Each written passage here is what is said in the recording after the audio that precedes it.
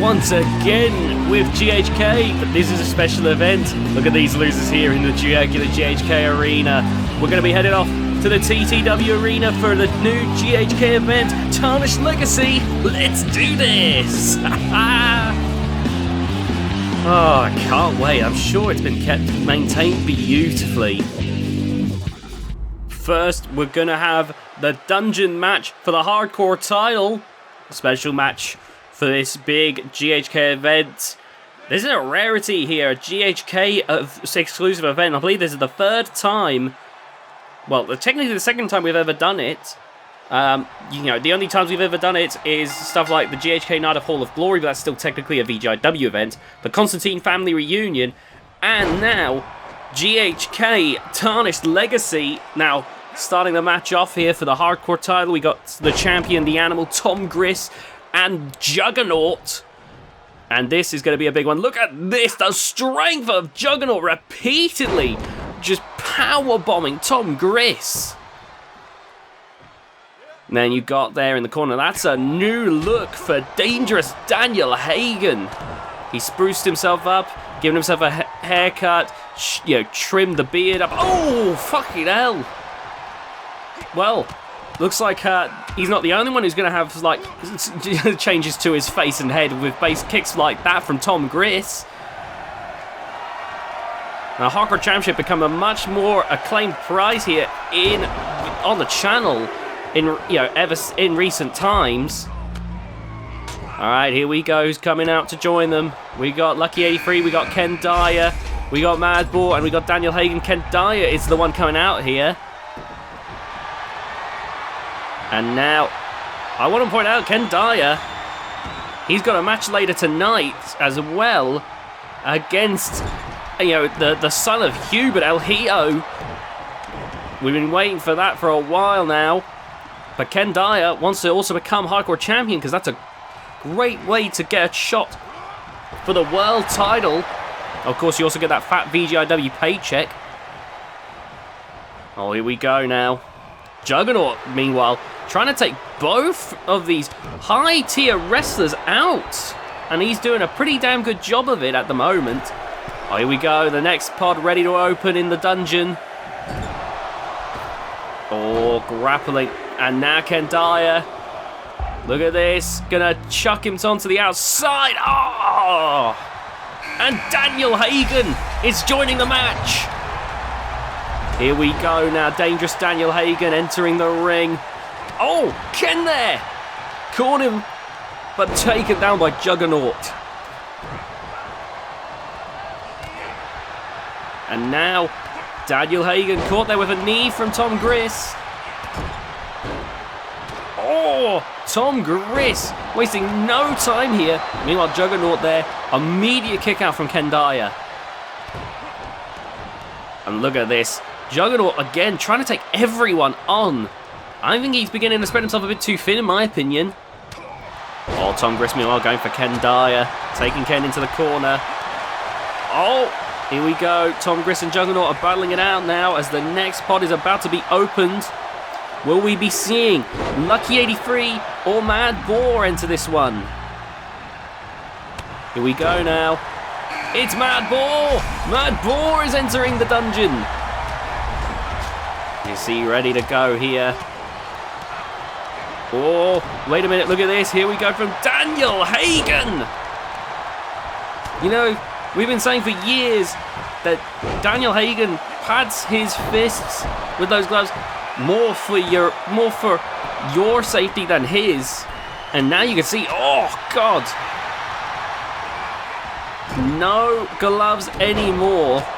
Be ready. You don't want to go one-on-one with Daniel Hagen. Really, your only protection right now is the chaos of there being so many wrestlers in this. Look at the punches, they really knock you silly. And now, oh, look at this Juggernaut waiting for Tom Griss. But now the final pod is about to open here. Out comes Lucky 83, who was very lucky, the last wrestler out in this dungeon match. Oh, Lucky 83 going right for Juggernaut. Here we go. Oh, Mad Bull going to try and take down Lucky 83. But Lucky 83! Whoa! Oh, DDT Central here, apparently. I'm wondering who's going to fall first in this match. Because we are seeing some beatings here. Lucky 83 trying to deal with Daniel Hagen. Oh. Wait a minute. Daniel Hagen being left alone now. Ken Dye, meanwhile, pacing around. What's he thinking? Oh. Daniel Hagen. Going to go for a big lariat. Flipping. Arse over tea kettle. Fucking hell. The strikes of Daniel Hagen are something else. Meanwhile, there's another DDT. Jake Roberts, he's probably fuming right now, seeing the DDT being used as a rest hold. Oh, there's a kick out. Ken Dyer staying in this. And now, oh my God, Ken Dyer might be done. 1, 2, no, Ken Dyer hanging in there. He just survived Tom Griss's finisher. Meanwhile, Daniel Hagen trying to deal with Juggernaut here. Oh, look at this. Oh! Flatliner there from Tom Griss. Oh! Lucky 83 spine on the steel. Fucking hell. I would not want to be in this situation. Ken Dyer, meanwhile, going for the Herman shoulder claw. You see, Ken, Herman doesn't do that because it's some 5-star Dave Meltzer classic move to use. He uses it because he is 7'4", extremely old, and his hips are made out of compost. Oh my God! Take some notes on Lucky 83 right there. Oh my God. Okay, Ken is stepping it up. Oh, boom! Big power bomb. Meanwhile, we're about to see a major pin here. What? Oh my God, there's the kick out. And now Ken Dyer finally stepping the pace back up again. Oh! The cracking headbutt from Juggernaut. Daniel is done. Daniel is done. Rushing over. Referee got a bit winded there. Got a bit shell-shocked. And there's Daniel Hagen out of the match. Meanwhile, Mad Bull rubbing it in to Lucky 83. But what's about to happen? To the spine! Good God. Juggernaut now racing up to the top rope. Remember, him and Tom Griss started this. Oh, my God. Lucky 83 is back, crashing into one of the harder parts of the dungeon. He is in a right state after that one. Oh, look at this. Tom Griss. Oh, God. I'll be surprised if I'll be lucky if Lucky's spine isn't mangled. Oh, no. Here we go. Mad Bull. Throwing him back into the ring. Meanwhile, a DDT has just busted open Tom Griss. The dungeon is a dangerous structure. We don't use it often because bloody hell does it blow through the already small budget of GHK. Fucking hell. We could, this one alone has been funded mainly by Theodore's own hubris. Speaking of, we're going to see a lot of that throughout tonight's showings. We're going to get into that obviously as time goes on, but there's some matches there that I'd say are purely fueled by Theodore's own vitriol. Oh! At the same time, though, it's a celebration of hardcore wrestling. Tom Griss with the kick out. Still got 5 of the 6 wrestlers. That was a mighty headbutt there. Juggernaut's headbutts are second to none here. Mad Bull now busted open. Oh, wait a minute. What's he doing? He's grabbing his cock. Why is he grabbing his knob? Oh, my God. Oh. into the chains. Oh my god! That was in one of the harder parts of that dungeon. There, see those little structures? That's there to support the dungeon from collapsing. And the wrestlers have been using it as an additional weapon. Oh, what is Ken doing here? Ken Dyer up in the air. Gonna go and throw Mad Ball down. No, Mad Ball with the escape. Mad Ball, not always the most agile wrestler of all time, but sometimes can save himself. Oh, couldn't save himself from that. Here we go now. 1, 2, 3. Oh, Mad Ball is out. Lucky 83's been busted open. Juggernaut rushing in to try and defeat the animal. The first 2 wrestlers of this match still going here. All Tom Grist there, ducking and dodging. Got to do whatever he can. All that pain has been building up for those 2. Oh, whoa, it's over. It's over for Juggernaut. 1, 2, 3. And the Meteora. The Meteora. Ref, pay attention. 1, 2, 3. It's down to the final 2. Lucky 83 versus the Animal. The Animal, who's been there since the beginning. Lucky, who came out last. Both of these 2 high-tier wrestlers here at GHK. People who are way too good for this promotion. Oh my god. Oh! But Tom Grist, unlike Lucky, has been world champion. Tom has been at the top and knows what it takes to get to that point. Lucky, meanwhile, one of the greatest wrestlers in GHK to never hold the world title. I remember when he dominated the TV title scene. I'm certain that he's going to kill it in the Z division. But can he win the hardcore title here tonight? That is the toughest question here. Oh, here we go. Kick to the midsection and a DDT. Once again, Jake Roberts foaming at the mouth. Oh, there's Lucky 83 with a kick out. You can see the blood around the eyes of Tom Grist. You gotta wonder what that must feel like. Meanwhile, at the same time, with the mask on, what is that like for Lucky 83? He must be getting practically waterboarded with his own blood. Oh, nice work there with the knees in across the back there. And yet, despite everything that these 2 are going through, they continue to fight on for that hardcore title. Oh, here we go. Look at this. Oh, Tom Grist, through it all, has come out on top. No! Lucky 83, still hanging in there. Tom's getting frustrated, but he's still staying persistent here against Lucky 83. Here we go to the top rope. Big elbow, Lucky 83 dodges. And now a grapple, back and forth here. Oh, nice work from Tom Grist. Grappling with Lucky 83, Irish whip over the ropes. And you can see right now, Lucky 83, his back, all those moves on the outside to his back have piled on. Tom Grist is going to capitalise. Look at this, top rope. No, holy shit! Perfectly caught. Oh my god! And Tom Grist, his chances of winning might have just gone up in smoke. Lucky 83. Whoa! The propulsion behind that one. You strapped a rocket to Tom Grist's back with that one. And now going for the pin. 1, 2. No! Still not enough. But look at this. Lucky 83 pacing around, thinking what he needs to do. Oh, here we go. Been a while. Here we go. Lucky 83. Oh, yes.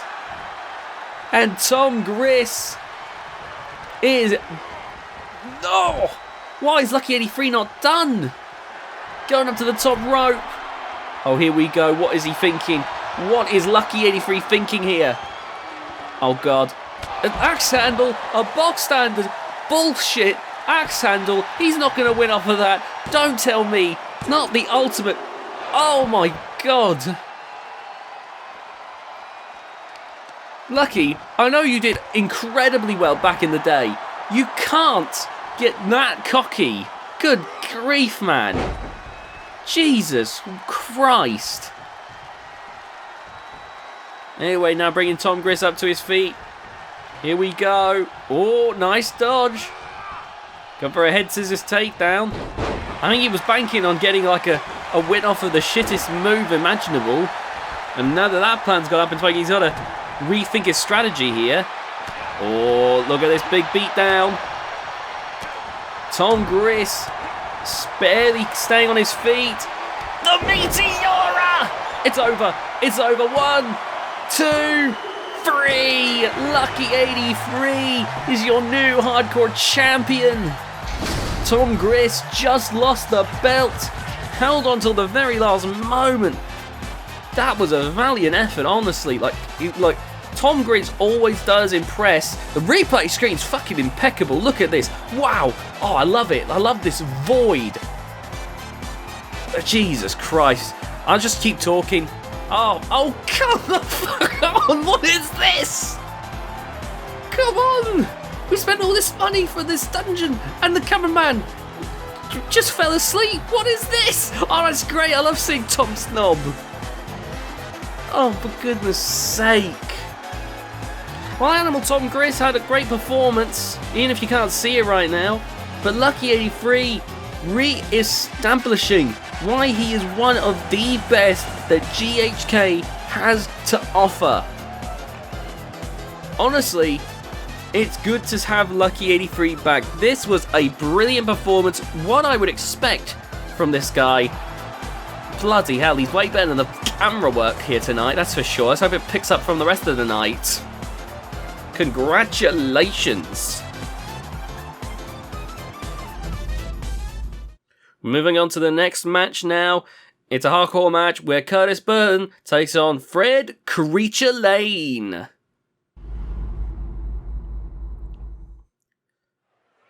Now earlier I mentioned Theodore Cornwall's... Holy shit, this place is a dump!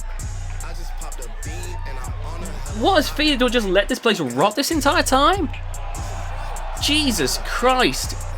God, I can smell the rust from here. Well, anyway, I was saying about Theodore Cornwall's hubris, and you're seeing here tonight, I've been going on for ages about how Theodore doesn't believe that Curtis is worthy of... So I'm supposed to be seeing something back there? The lighting's atrocious. I think that's Fred Lane rushing over to Curtis. Oh my God. Curtis has just noticed that Fred Lane, oh my God! Getting the jump on Curtis there, a delayed jump, but a jump nonetheless. One that Curtis was easily able to brush aside. Now, as I was saying, Theodore's hubris is that he doesn't believe that Curtis is worthy of being in the main event. Despite the fact that Curtis has had several high caliber matches, he doesn't believe that Curtis is worthy. So he set this up. Curtis has got 3 opponents here tonight. He has to beat all 3 if he wants a world title match. If he loses, then he will not be able to challenge for the world title. This, I think, possibly ever. Like, Curtis Burton has got a major point to prove here tonight. Oh, man. Now, I'm not entirely sure when this world title match would be. We've got a lot of stuff that we're going through right now in GHK, but if Curtis can do that, I don't think Theodore's thought about that. I think Theodore just thinks that Curtis will finally prove him right and fall here. God, look at that how grimy those barricades are. I don't think Theodore's done anything to keep this place going in the years that in the decades that since TTW closed down. Everything looks rubbish and a mess. Fred Lane's getting back up to his feet now. Oh, try to catch Curtis.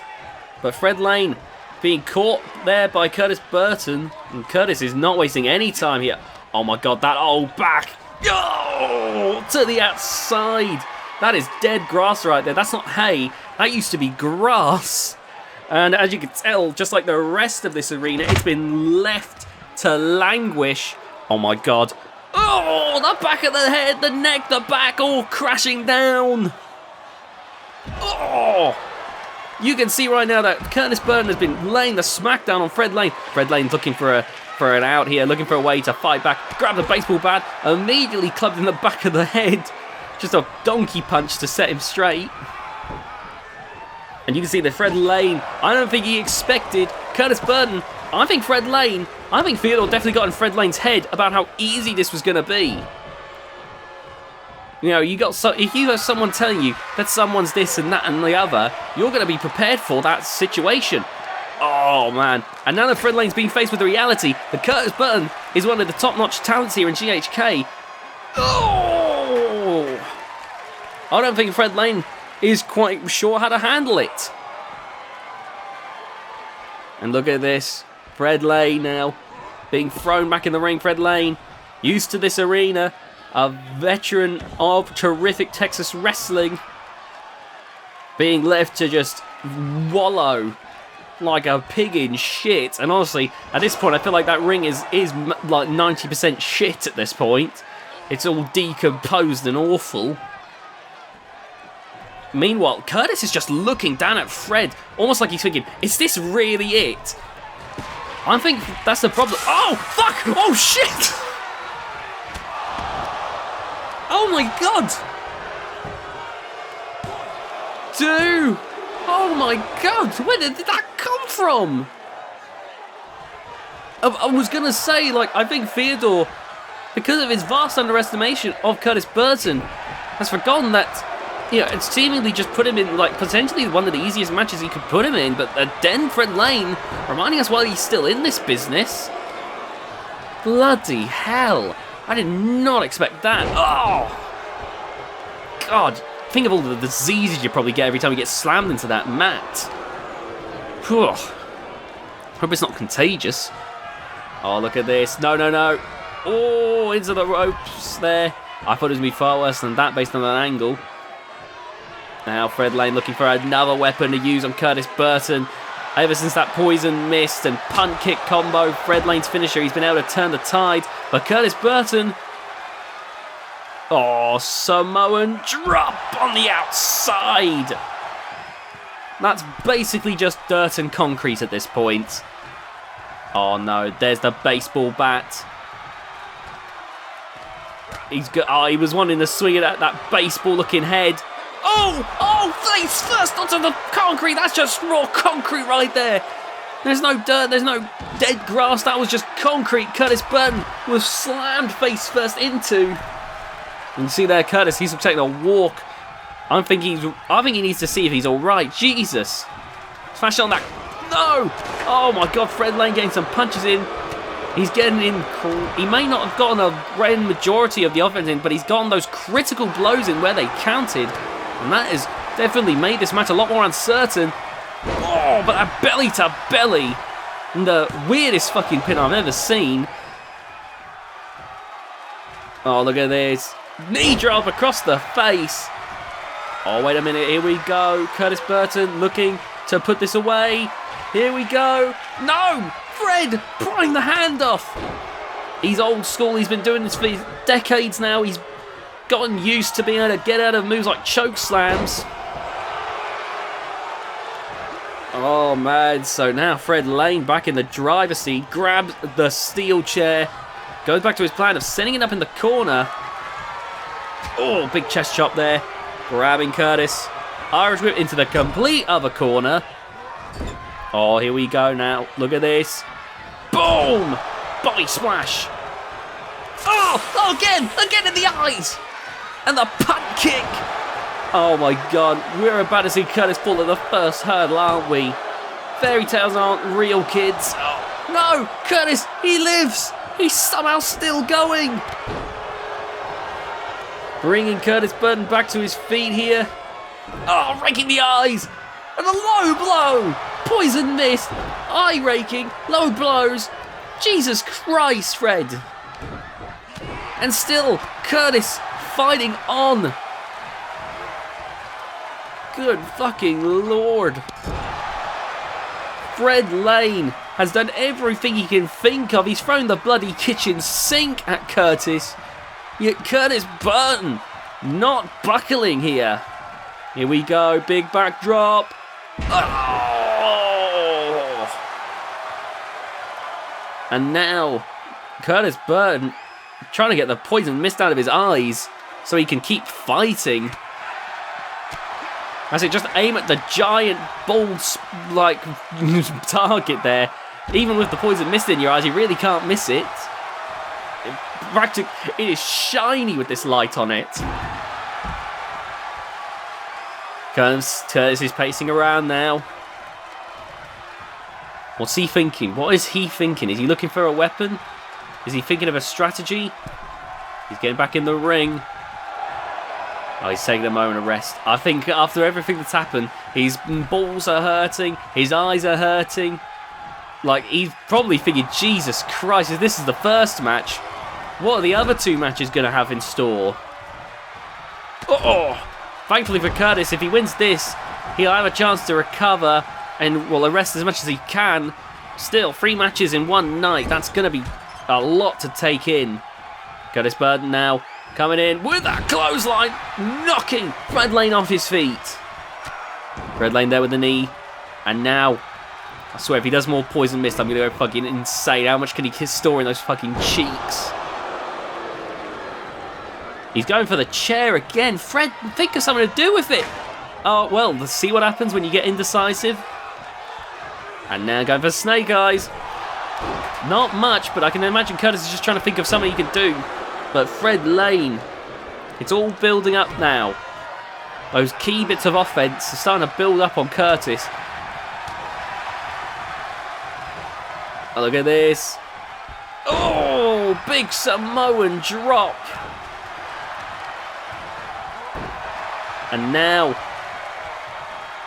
oh, look at this.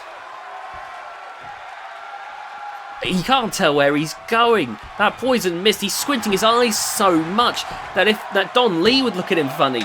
The way that, oh my God, this has just been an absolute test of Curtis Burton's, of strength and fortitude. That'd be an awkward conversation, wouldn't it? Oh my goodness. No, Don, I promise I promise, son, it's not what you think. I've had Fred Lee sprayed mist in the eyes. Oh, God, onto the chair with that DDT. Oh, no. Now biting the fingers. I shouldn't have said Don Lee's name out loud. Oh, no. Oh, look at this. Oh, nice takedown there. What's he thinking? Oh, he's already thinking that this match is won. Fred Lane gonna go for that falling headbutt there. That massive Cro-Magnon skull. Look at this. With that beat down. Oh, back of the head there. Crashing into the chair down below. Oh, for a third time. But Curtis. His eyes are shut. He can't see right now, but he's wrestling blind. He's still going. He's not going down. I think he's been sprayed so many times that at this point, it's almost like the residual effect of the other two have blocked that third attempt from really doing much more damage. It's kind of like when you start getting rained on, like you'll get soaked, and then eventually you just can't, the rain feels like it has less effect on you. Because you're already soaked to the bone. And that's got to be what Curtis is feeling right now. Oh! Hit right on the button with that one. And now, Curtis Burton, still, despite that, definitely had an effect. You can see Curtis trying to just get his sight here to try and put this one away. Oh, look at this. Up in the air, driven down with the knees in the rib cage. Going for the pin now. 1, 2, 3. Curtis Burton wins. He's going to need a checkup with the doctor backstage about his eyes there from that repeated poison misting. Because he's got to get himself ready for later when he's going to have another match. My God, though. Fred Lane Gotta say, as old as he is, he got fucking down and dirty. Oh, give me a break, cameraman. I'm trying to put forth a story. I'm trying to put both of these wrestlers over, even though one of them, is basically ready to be put in a fucking urn. And you do that to me? Well, congrats to Curtis Burton anyhow. Did well in that, but he's got 2 more matches to go if he wants to go for a world title in the future. Alright, here we go. Next up, we got a first blood match as Ken Dyer takes on El Hijo de Hubert.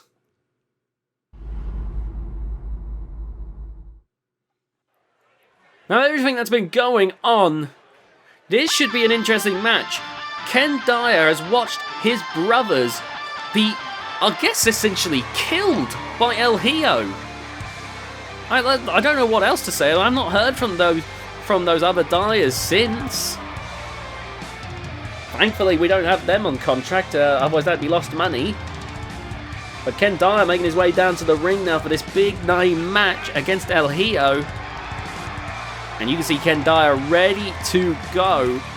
This is going to be a good one. The first blood match, basically the rules are simple. It's not pinfalls and submissions. The way that a first blood match goes is you've got to crack your opponent's skull and you've got to have them pissing blood everywhere. If you can do that, then you win. It's as simple as that. And here in GHK, that match stipulation is perfect. Although at the same time, you've got to think, as these skulls get more and more used to hardcore environments, they either get more stubborn, more tough to crack in some cases, or they end up with Ric Flair skull.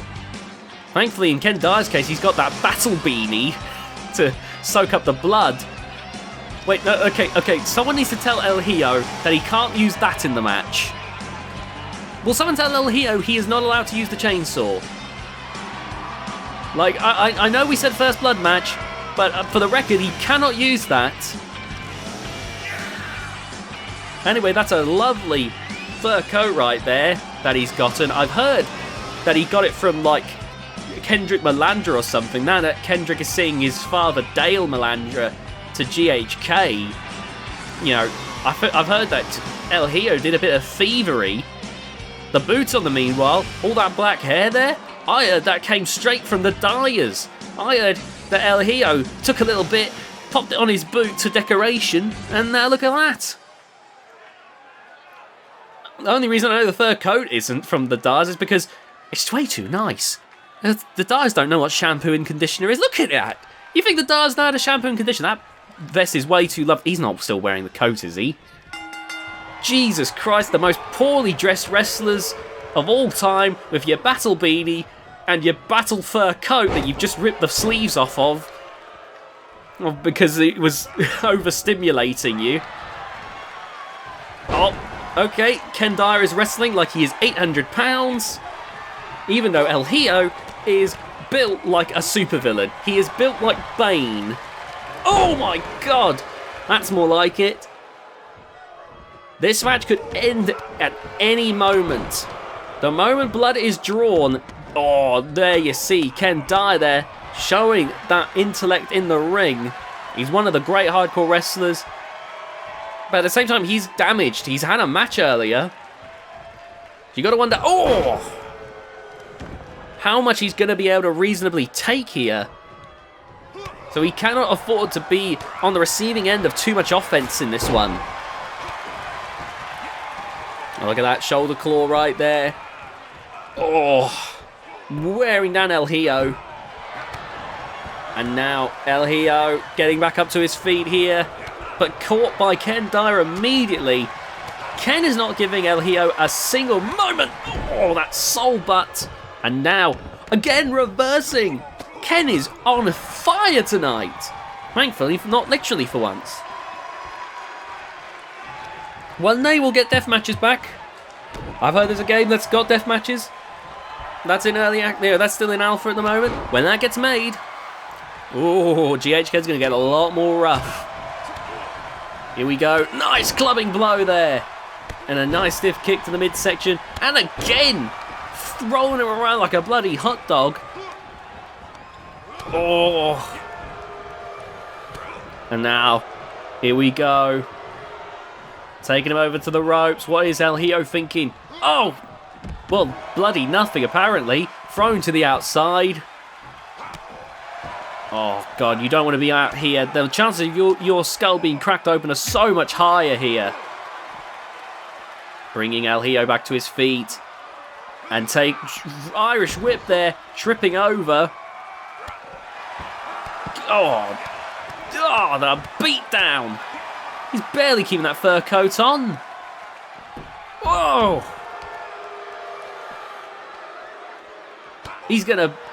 Ken's been trying to beat the fur coat off of El Hijo. Maybe El Hijo could do us a favour and take that bloody greasy beanie off. It must stink as bad as this arena. Oh! And now El Hijo back in the ring and looks ready for Ken Dyer here. El Hijo, you do realise you don't have to wait for Ken Dyer to get back in the ring. First Blood doesn't really have to be in the ring. It can happen anywhere. Oh, look at this, up in the air. What is he thinking? Oh, he's just showboating here. And driven down. I don't think Ken wants that old fur coat back anyhow, so I think El Hijo can keep it, especially since he ripped the sleeves off. Nice takedown there. Oh, right across the skull. Yes, that is Ken Dyer. Don't worry. Oh, catching the leg. And a leg screw. Bringing El Hijo back to his feet. Oh, look at this. Big. Oh, what a big slam right there from Ken Dyer. And now, look at this. Irish whip into the corner. Up on the top. Oh, what is he going to do here? Look at this. Bringing El Hijo up. El Hijo's not a smart mad boy. He's not getting out of this. Oh, fucking hell. Stiff as a board.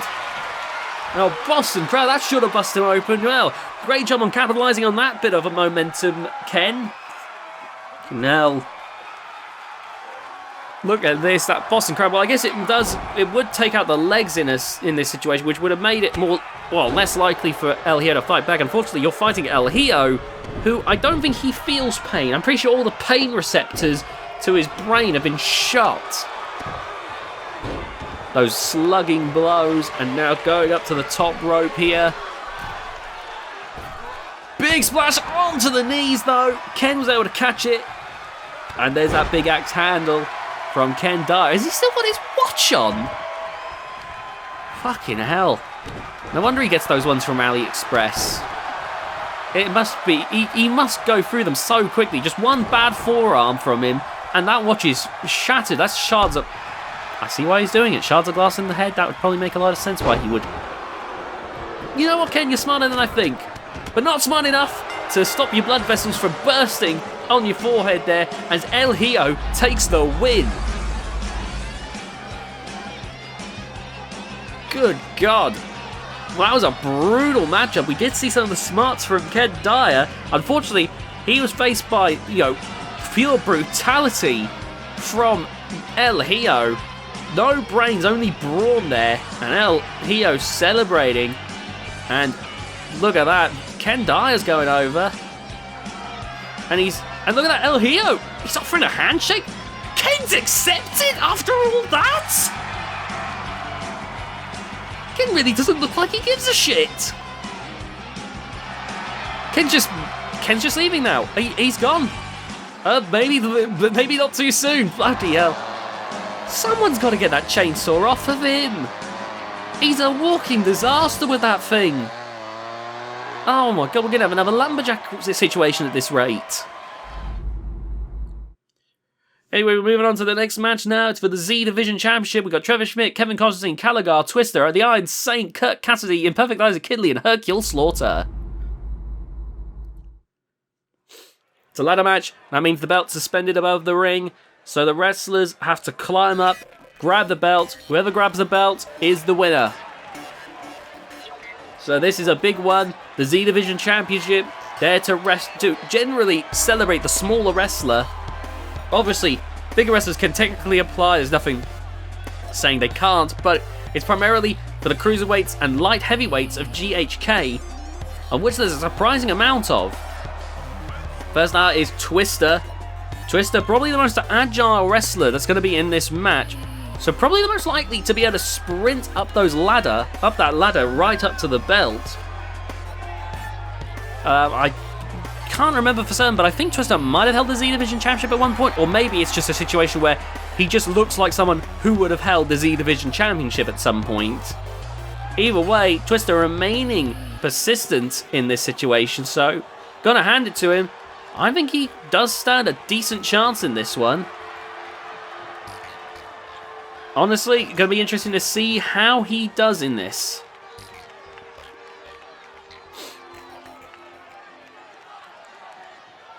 But with 7 other wrestlers breathing down his neck, it certainly will not be easy.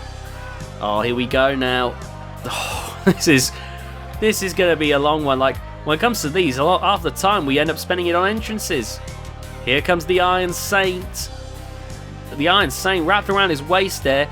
A long defunct belt, but probably means a lot more here tonight for the Iron Saint. What he's got there is one of the TTW Camaraderie Championship belts. The Camaraderie Championship was a tag team belt for Terrific Texas Wrestling back in the day. The championship actually stopped being defended a few years before TTW shut down, with Iron Saint and Blue Thunder being their last champions. Iron Saint, Blue Thunder, Daniel Hagen, not Daniel Hagen, sorry, fucking hell. Iron Saint, Blue Thunder, David Hagen, Joyce Monroe, all of them were the final champions of TTW. Oh, I'm going to let you in on something, right? I found out that they were meant to return those belts to Eric Schwartz when Eric Schwartz bought TTW, but they found a loophole when they moved to another country, so they never ended up returning the belts. So, that's something for you. But it's wrestling as well. Like, in wrestling, there's no grudge there, because in wrestling, you could shoot someone in the face and be best mates with them in, 10 years' time. But if you, happen to bump into them awkwardly in the locker room, blood enemies. Because wrestling is very normal. Anyway, speaking of very normal, here comes the wicked, the just plain freakish Caligar. Now, normally I wouldn't call Caligar wicked, but what he's been doing, the mind games to Keith Storm by bringing back the Lumberjack, that is definitely more malicious than anything I've ever seen from Caligar before. A lot more methodical, a lot more calculated, a lot more planned out. Caligar used to be just incited by a need to beat Lucky 83, but seems to have greater machinations now. My goodness. Sorry to go back on an earlier point, but for the Iron Saint, having the TTW Camaraderie Championship here probably means a little bit more here, given he's back in the TTW arena for probably the first time in decades.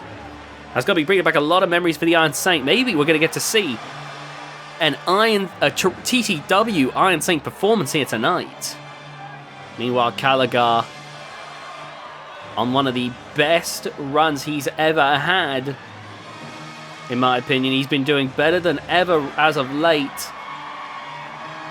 Or at the very least, he's definitely more feared. Caligar is just weird and unpredictable, so I don't know how well he's going to do in this match. He could be the wild card in this one. Speaking of wild card, the VGIW Wildcard Championship will also be defended here tonight. We know that the women's division is typically a VGIW thing and not a GHK thing, but it's a hardcore belt, so, thought it'd be kind of cool to have that in. Again, it's a celebration of hardcore wrestling on the channel here tonight. Here we go now. Here comes Kurt Cassidy. Now, I know for a fact Kurt Cassidy has won the Z Division Championship before. Kurt Cassidy, one of the great cruiserweights in GHK. I think he's light heavyweight now, but point stands that he is one of the great lighter wrestlers. Someone who is he's one of those people who I'm shocked is in GHK, because he's way too clean cut. He's way too normal to be here. To be here in GHK, you kind of have to be a little fucked up. But you don't get that energy from Kurt Cassidy. He's one of the cleanest looking wrestlers ever. He looks like the most hardcore thing he eats is he doesn't look like he drinks. He doesn't look like he does cocaine. He looks like you'd offer him an apple, he'd be like, oh no, too hard for me, I can't. And he sips from like distilled water or something. Anyway, here comes Kevin Constantine, who looks like he drinks motor oil. Kevin Constantine, though, one of the earliest light heavyweight wrestlers we have. I think he's a cruiserweight. Point being, he's one of the early lighter wrestlers we had on the roster. And he may not be the most refined wrestler like Kurt Cassidy, but that Constantine heart and soul, that high-flying ability, does make for a pretty mean package, all things considered. Anyway, now the next wrestler's coming down. And you know what? I was talking about fucked up. How you have to be a little bit fucked up for the GHK. If you ever want an idea on how fucked up wrestlers in GHK can be, I think you got to look to this man right here in perfect Isaac Kinley. Isaac Kinley, someone who has been scarred over countless death matches, hardcore matches, all these different weapons that have embedded deep within his flesh. And yet Isaac Kinley keeps coming back for more and will do just as bad to you. He is absolutely remorseless, vicious, brutal, sadistic, masochistic. Isaac Kinley is scary. Plain and simply scary. As you can see, he's making his way down to the ring right now. Isaac Kinley is ready to do untold amounts of damage to his opponents here in this one. That's the thing with Isaac Kinley, but I think we should be glad that it's an 8-man match, as Isaac Kinley's area of effect might be somewhat dampened, which honestly, given that he is now part of one of the most dangerous trios, which actually we'll be seeing them, Isaac Kinley again later tonight, in a trios championship match, honestly, we should be thankful. And we should be thankful that his opponents are so resilient and hardy as they are, with Mr. X, Kill and Disaster. Also, Isaac Kinley looked like he was getting an orgasm from the rust there on that barricade. Because honestly, you have to be absolutely hardcore to deal with Isaac Kinley. You don't want to be some clean-cut Bruce Stubbs, Platinum Pete looking wrestler and taking on Isaac Kinley. Isaac Kinley right now. Those chains are wrapped around. I've seen him whip people with those chains.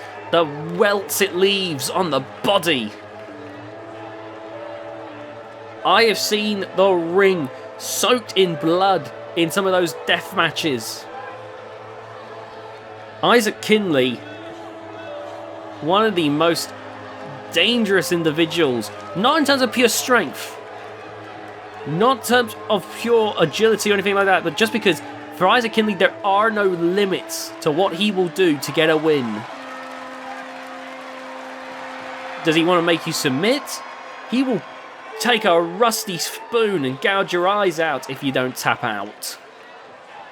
There's plenty of rust to go around in this arena, that's for sure. Even the chairs have like mould on them. God, ugh. Hate sitting here. Anyway, now we're going to move on to the next person in the match. Isaac Kinley doesn't seem too phased by who's coming out next, but I'd say Hercule Slaughter is not to be underestimated.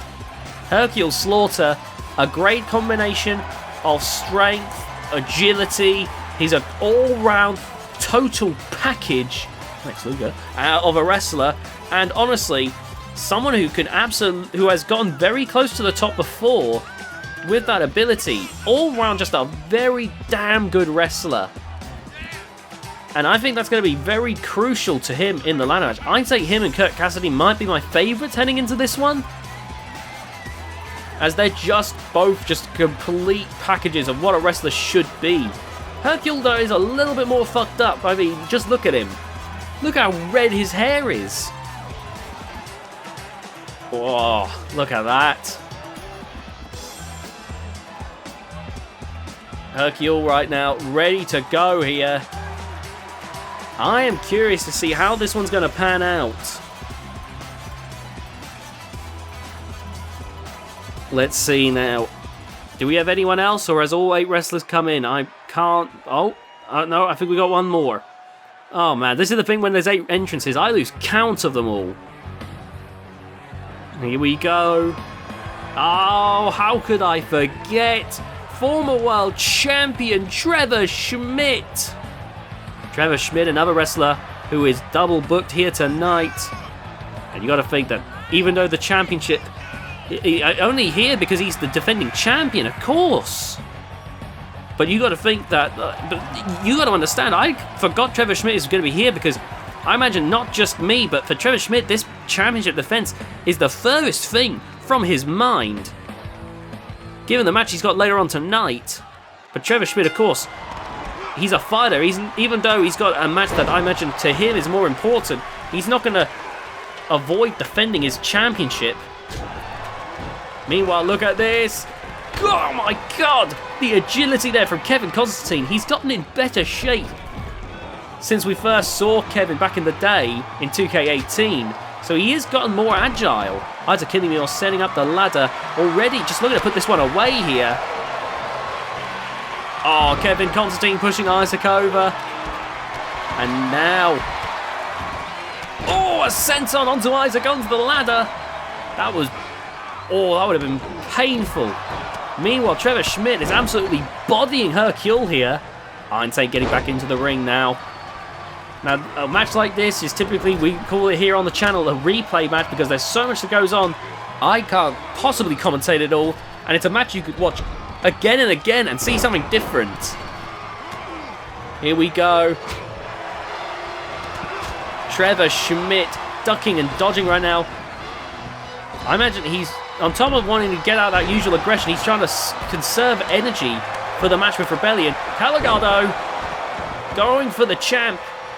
Meanwhile, great work with that Death Valley driver from Kevin Constantine. And now, oh, look at this. Big backbreaker from Caligar. And now, look at this. Oh my god. Iron Saint, meanwhile, about to be German suplex by... oh, no, Twister trying something different. Oh, DDT. And Kevin Constantine's out. Meanwhile, Trevor's still suplexing Caligar. What was that? Trevor! He's so fucking blinded by anger with Rebellion. And he's going to be facing later tonight that he's just doing stupid shit. He's got to be careful though. He's got to be ready for that match later tonight. That's a 2 out of 3 falls match inside the giant cage. Here we go. So already the belt has been halfway done by Hercule. Hercule was racing to get that belt off. And now, oh, look at this. The ring is emptying out here. Caligar, what's he thinking? Going for a backdrop on the side of the ring. The Iron Saint, meanwhile, climbing up. And Kurt crashing down onto Trevor. Iron Saint now looking to grab the belt. Hercule. Oh, man. I was thinking, what's he doing? Look at this. Iron Saint there. Holy shit. How far did he get with that again? Sorry, I think I blinked. I don't think I saw that diagram correctly. That was representing how close the wrestlers have gotten to unhooking the belt. It looked like he was very close to becoming our next Z Division champion. Now, we got a few TTW wrestlers here tonight for this event. You know, it is in the TTW arena. They've been invited especially by David Hagan. My God, I wasn't seeing things. There's only 2 segments left. They are racing to unhook this belt. But like I was saying, you know, normally, obviously, you know, we try to honor the rosters as best, the difference in rosters as best we can, but you know, when the owner especially invites people, there's not much to be done about that. So we got some TCW wrestlers here. Obviously, we got ones that are GHK regulars, like Fred Lane and whatnot. But obviously, you got Iron Saint. I think we might be getting Blue Thunder later. I'm not too sure if we can afford him. I know we're getting David Hagen later. Oh! God, this is brutal right now. Oh, God. Isaac Kinley with a neckbreaker to the Iron Saint. And Twister! Wow, too quick for Isaac Kinley. Oh, Isaac Kinley's not having it. He is just straight up not having it. Oh, look at this Hercule Slaughter. Up in the air, driven down. Good work there. Meanwhile, oh, Kevin Constantine taking out Trevor Schmidt. Hercule Slaughter's trying to take out everyone at once. Oh no. Oh, he's going for the forehead there with that. Oh my God. Isaac Kinley's a brutal person. Oh, sticking the fingers between the bars on the mast to bite at them. And now, oh, look at this. Irish whip. Iron Saint goes over the ropes. He does look like a blob of melted butter anyhow, so no wonder he's so slippery. Oh, look at Gallagher, that Northern Light suplex. Got more technical as time's gone on. Meanwhile, oh, someone's got to go grab a ladder. The beatdown's great and all, but you got to start going for that belt. And now, oh, what a beatdown right now. Oh, it's backstabber on the outside to the Iron Saint. I'm not saying on the outside like it's going to do more damage to do a backstabber. I just mean, ooh, that will do more damage on the outside though. I was just saying it because it was a matter of fact the backstabber was on the outside. Twister though, reeling. Meanwhile, oh God, another ladder. Kevin's dragged down another ladder. Oh, right in the face of Twister. And now, look at this. Whoa! Gallagher just phased through the ladder right there. That's got to be some supernatural shit or something. And now, Iron Saint carrying around Kurt Cassidy. Now, Iron Saint's always been a bit of a beefy bloke. Oh, look at this. Kurt, you fucking moron! Come on, man, you're better than this. What is going on? Have you decided to try something a little bit more hardcore? Did you put some salt on your fries or something? God, you're going to go off that straight edge lifestyle in a moment. Gallagher just knocked off another segment. You keep this up, Kurt, you'll be having ketchup. Oh, look at this. Trevor falling down. And now Gallagher, if he becomes Z Division champion, I'll obviously just be more impressed than anything. Trevor, do something! Fucking hell, mate! I know you got other things on your mind, but you're like a fucking dial-up modem with how long you're taking to do these. That's the Kurt I'm expecting. I think Kevin's just lost a few teeth on that ladder there. Then again, they're probably already dentures at this point.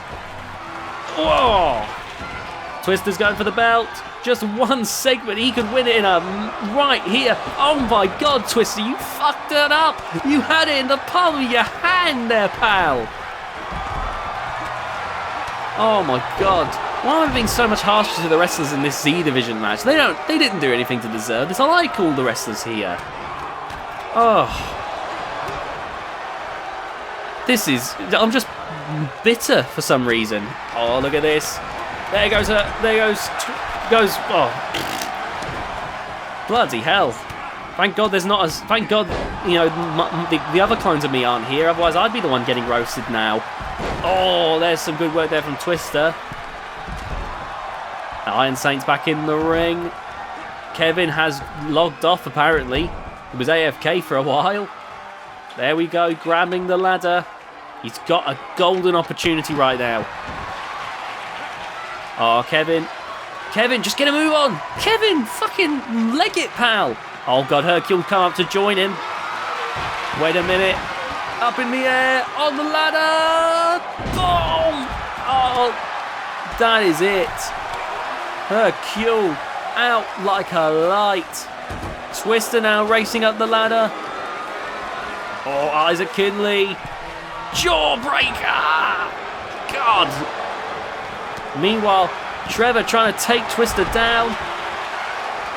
The belt nearly went off into the fourth dimension there. Still clinging on thanks to that amazing technology that keeps it so rigidly secure, which makes these matches all the more exciting. Oh, Kevin's been busted open. Meanwhile, Twister. Oh. What the fuck happened there? Did a ghost push over the bloody ladder? No wonder I was about to make fun of Twister for getting down. I think he sensed... I think he sensed the spirits. Oh god, Hercule. Hercule. Oh my god. Oh no! Hercule wanted to go a step beyond, but Kurt saw an opportunity and had caught Hercule with his pants down. Oh, Kevin. Oh my god! And they're even better there with that dropkick. The ladder was right there for Hercule to trip over. That just made it so much worse. That might be one of the best dropkicks that Kevin's ever done in his career. I mean, it's one of the best dropkicks in GHK history. Not the best, though. That one in that tables match is still top.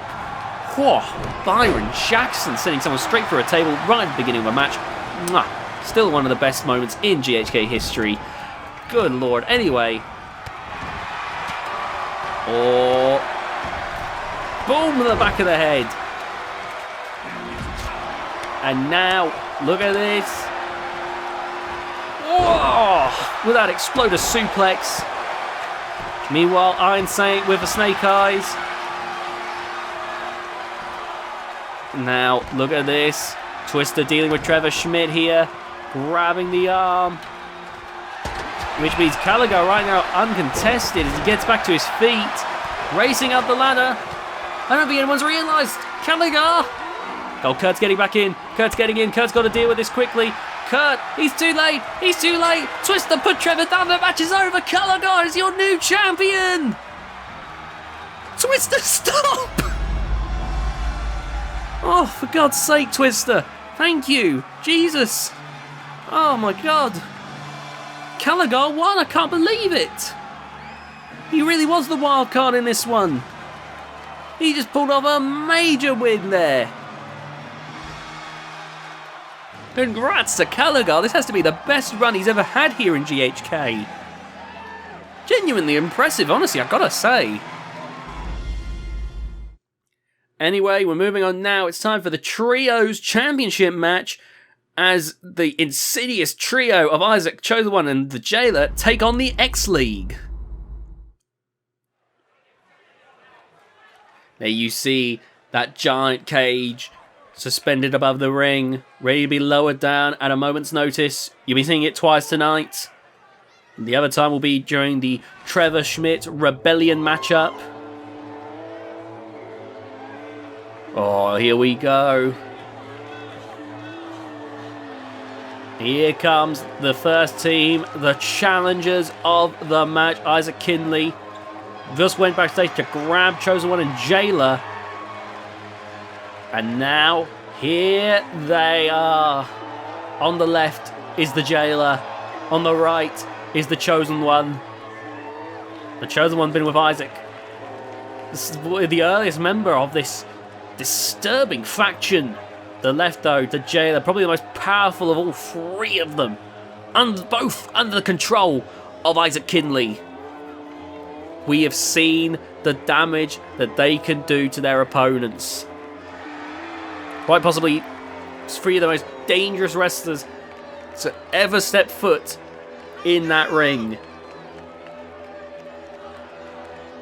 And you can see right now that they are ready to do battle. This is one of the few times that they're ever going to face opponents that can theoretically match them in the X League, physically at least. Speed-wise, you know, the Golden Lions were a pretty good matchup, but physically, you know, there's not many teams that can really match these two specifically. You know, you've got one of the strongest wrestlers ever in the Chosen One who can throw people all across the ring, and then you've got the Jailer who is just this unstoppable brick wall of a human. Genuinely super scary what he can do. Anyway, now we wait for the champs. The VGIW GHK Trios champions. Oh, here we go. Here we go. There is Mr. X. Kill on the left, Disaster on the right. Mr. X, another TTW veteran from back in the day. Probably the most competitive of the TTW veterans in my book. Honestly, Mr. X helming one of the other greatest factions of all time. Like, one thing that I've noticed with the formation of the Trios division is some pretty damn good factions. Of course, you've got the insidious team of Isaac Kinley, the Jailer, and the Chosen One. Then you got the champions in the X League with Mr. X, Kiln and Disaster. Kiln and Disaster being proteges of Mr. X and have taken two very different paths with that style. You've got Darkness Reigns with multi-time world champion the Reaper, multi-time GHK world champion Black Death and Scarecrow, and you've got the likes of the Golden Lions with the Golden Phoenix and Leo, who have won multiple championships in their time, and the new Rainbow Dragon. You've got the heaviest trio of all time in the Beasts of Bedlam. Truly, we have gotten ourselves an incredible Trios division already. You're going to think more Trios are going to pop up with time. Oh! Kiln there taking Chosen One for a ride there with that Spinebuster. Meanwhile, the Jailer grabbing Mr. X and battering a veteran, practically a legend. Oh! With that giant tree trunk of a leg dropping across the skull. Meanwhile, Kiln going to the outside. Jailer is following, and so is the Chosen One. Kiln might be in trouble. Meanwhile, Isaac Kinley with a springboard leg drop. And you can see right now that Kiln trying to deal with the Chosen One. Now, the pinfall submission has to happen inside the ring. Oh, sledgehammer! But Isaac Kinley bounces back, and the sledgehammer dropped onto Mr. X. Thankfully, not as forceful, so he seems to have just brushed it off. And now, look at this. Repeated lariats to Isaac Kinley. Oh! Meanwhile, the Jailer practically destroying those rusty steps. I mean, there's a hole in them now where Kiln's knee went when he got slammed into them. Massive headbutt there. Now, there's not really many people I could ever see manhandling Kiln like this. Jailer doing this is just such a sight to behold. And now bringing Kiln in. Honestly, this is scary to watch. And you can see that both of these teams, oh good God, incredibly forceful. I think the X League are struggling to figure out what they could do here. Normally they're so in control, they're so focused, but I think they're finding that this team is just seemingly, oh God, is a lot more than they were expecting.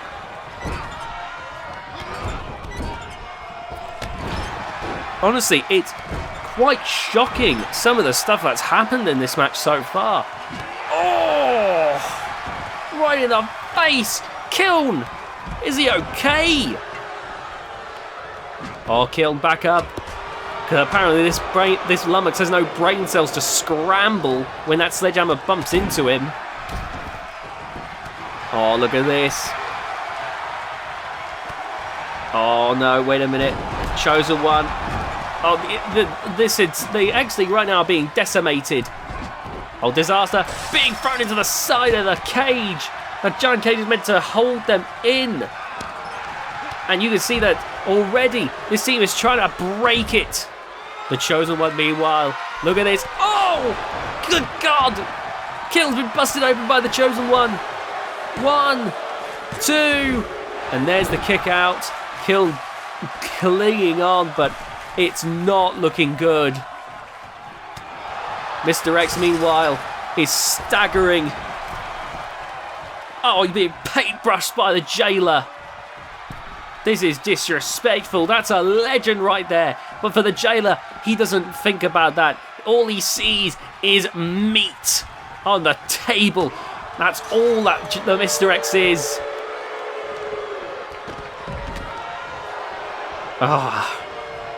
Meat on the table, and jailer's going to get his fill. But wait a minute, Mr. X, with those paintbrushes, he's going in for the kill. Oh my God. And Mr. X trying to give Jailer a taste of his own medicine here.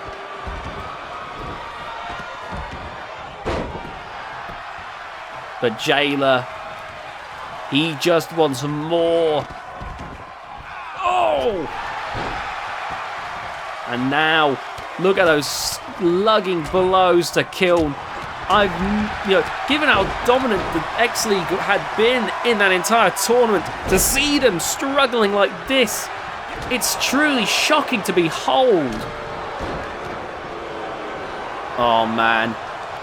Irish whip there from Isaac Kinley. Remember, the winners of this match will get the trios titles.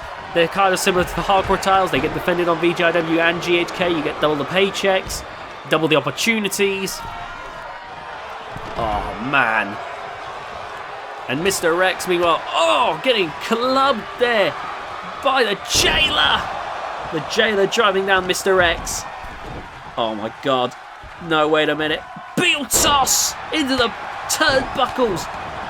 And again, throwing Mr. X around. That is a legend being tossed about. Oh, God, again. Oh, good God. Meanwhile, eat defeat from Isaac Kinley. Oh, Kiln trying to fight back here. Look at this. Going to go for a choke slam. Oh, but stopped there by the guy that showed one. Disaster trying to help, but no dice. And now, oh my God. This is going absolutely insane. The X League starting to fight back here. Mr. X! Oh my God! Thrown through the cage by the jailer. Oh my God, the X League are being dissected here tonight. You can see though they're still trying their best to fight back here. I can't believe that they're the baby faces in this scenario, but against such a formidable trio, such a dangerous trio, that's all they can be. Oh, look at this. Isaac Kinley, moonsault from the top. Pinning, Kiln. Right now, Mr. X is too far away. Disaster being held back by the Chosen One. And there is the 3 count. And that is another win for Isaac Kinley, the jailer, and the Chosen One. Now your new Trios champions. That was the blow that that busted Kiln open. This was a brutal matchup. The X League, God, they did fight hard, but my God, this was an overwhelming miasma that it soaked the ring up, and that was the end of the match. That moonsault. Not the most brutal match we've ever had in the giant cage, but still ever so dominant. And there you see the team celebrating. They are your new Trios champions. Jailer's so elated. He's practically floating with joy. Congratulations to the new Trios champions, and good luck to VGIW, because you got to deal with these fuckers too now. It's time for the next match now, where Curtis Burton, it's his second match of the night, second of 3 matches, as he takes on Barry Tanner.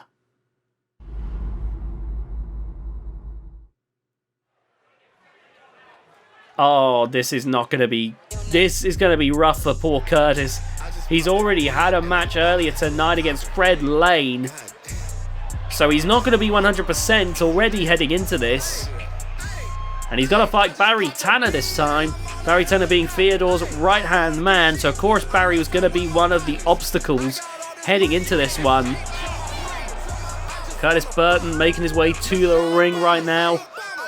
Remember, he's got to do this if he wants to get a hardcore title shot. I'm pretty sure he'll never get another hardcore title shot.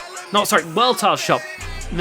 But like, if he gets these 3 matches won, he can get a world title shot in the future.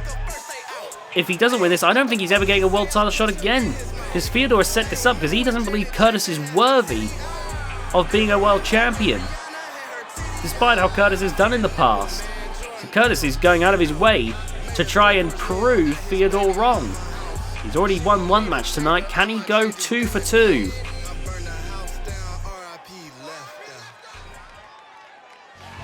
So here comes Barry Tanner now.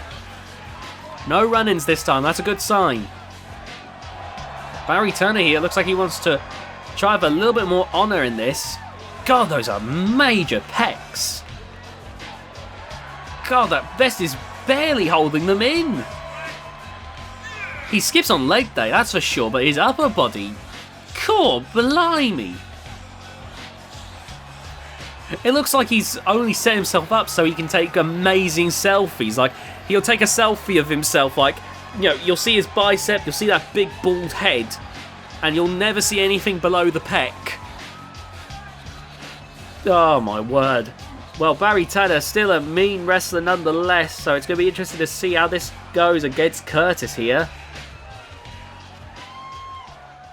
Here we go, both wrestlers are ready. And the match begins. Oh, Barry getting in there a little bit quicker than Curtis. And that's a bad sign for Curtis Burton. And look at that, Barry trying to win things early here. 2. Oh my god, and that's the residual damage from earlier beginning to seep in there for Curtis. But Curtis still with that heart, with that soul. And he is going in. Guns are blazing right now. Look at this. Going for a shoulder claw. But normally I'd fucking knock it because that's a lazy move. But I think Curtis is just trying to figure out what he can do, given he's not at 100% right now. So, well, I'll still knock it. That's fucking lazy, Curtis. But at the same time, I can almost understand it. Going up to the top rope here. Barry trying to put this one away quickly here. Curtis a little bit sluggish, getting to his feet and managing to make Barry jump the gun there. Nice big backbreaker. And now Curtis trying to conserve that energy as he psychs himself up for his next big move. But he can't keep doing it too long because Barry is going to be an absolute thorn in his side. Here we go. Obviously, at the same time, I don't think it's just that Curtis is on his second match, because obviously plenty of people have been double booked in GHK, and probably Curtis has been double booked before in GHK. But it's obviously he's also got to preserve himself as best as he can for a third match. You know, people don't typically get triple booked in GHK. Oh my god. And now look at this.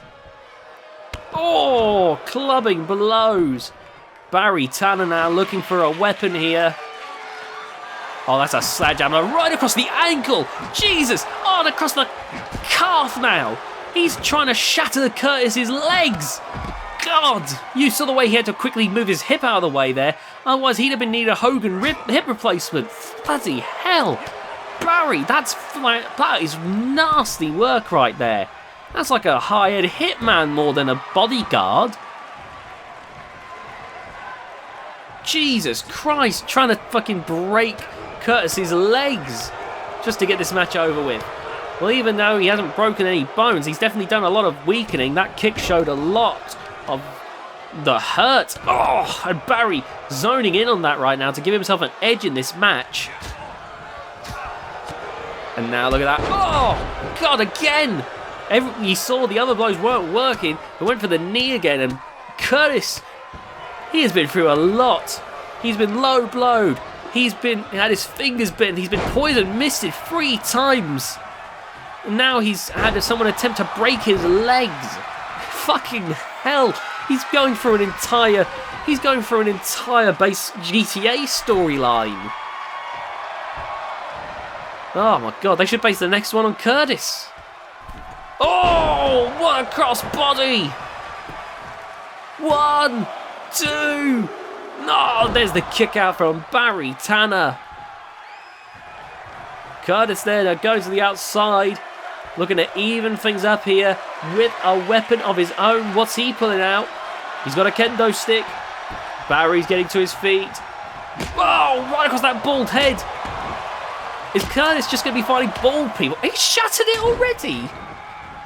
Curtis, you got to mind your own strength. I'm sure those shots hurt, but you know, you want to keep these weapons going for longer so you can dish out more punishment. Oh, look at this, going for a chin lock.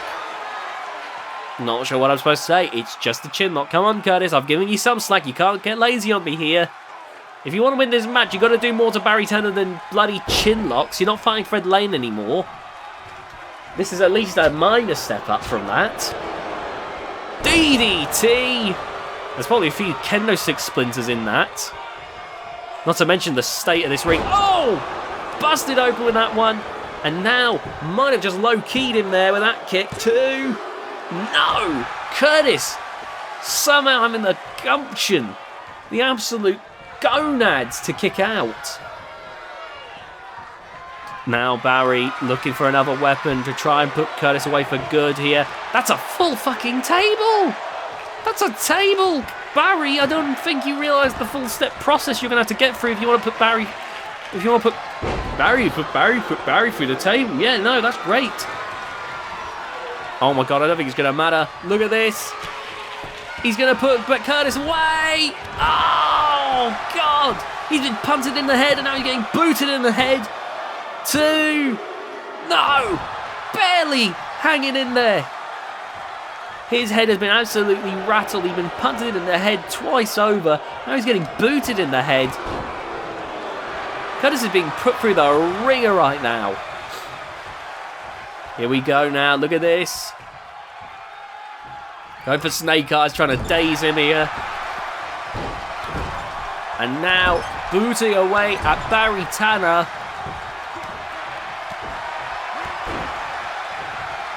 Oh man, look at this, grabbing the table. Okay, setting it up in the corner. That might be the smartest choice here if you want to put an opponent away. Oh, those elbows, trying to really get the wind out of Barry's sails. Oh, but there's that boot to the face. And now Curtis might be in trouble here. Completely wrong corner. Oh, well, that was pretty hard actually. Never mind. I will say it was a pretty nasty Irish whip. Barry's clearly got some plans in mind. Always go for the arm. Look at that, wrangling it there. I think he doesn't want to be thrown around anymore, and he knows about that choke slam. What's he doing? Oh, bugger all. That's what. Oh, there we go. Barry getting back with the program here. Irish whip into the corner. Still the wrong corner. Oh. Oh, that was in the... That's not in the midsection. Oh! Oh, no! Oh, God! He was low blowed earlier by bloody... Like, oh, God! Barry! Have a heart! You absolute fucking awful cretin! 1, 2... Oh, God, Curtis kicking out. I would imagine moving any part near that area has got to be painful. Oh, look at this. Setting the table up in the center of the ring. Barry is certain that he is ending this here. Oh, but Curtis, he's back. Oh, no, Barry cutting off that comeback. And the crowd are getting apoplectic now. They're sick of Barry here. They want to see Curtis win. They didn't even react this badly when Fred Lane was fighting. Don't tell me you absolute nutters are more into Fred Lane than you're in Barry Tanner. I don't like either of them because they're with Theodore. But at least Barry's a younger wrestler. He's got potentially decades of life still in him. I think in a decade's time, Fred Lane will be in the ground. Looking like this arena. What an elbow drop right there. Going for a pin now. 1, 2... Oh, God, that was the most sluggish kick out I've ever seen from Curtis. The blood running across his face. Oh, DDT! DDT! Planting Barry Tanner. And now, look at this. Oh, he's going for the choke slam. Oh my God, above the table. Oh! And that is going to do it. 2, 3. Just one match to go. And Curtis Bannon will get a future title opportunity, world title opportunity. My God. Curtis Burton. He's gone through a lot here tonight. This group by Theodore Cornwall have done everything they can to put Curtis down. But Curtis keeps on pushing. He keeps on fighting. That chokeslam through the table ultimately did it there. Practically exploded when that bald head made contact with it. My God, Curtis has been through a lot, but continues to fight on. He's got to get that all cleaned up now, because he's got blood everywhere on his face. Got one more opponent to go here tonight, and that's all that damage is slowly building up. Moving on to the next match now, as Keith Storm takes on the Lumberjack.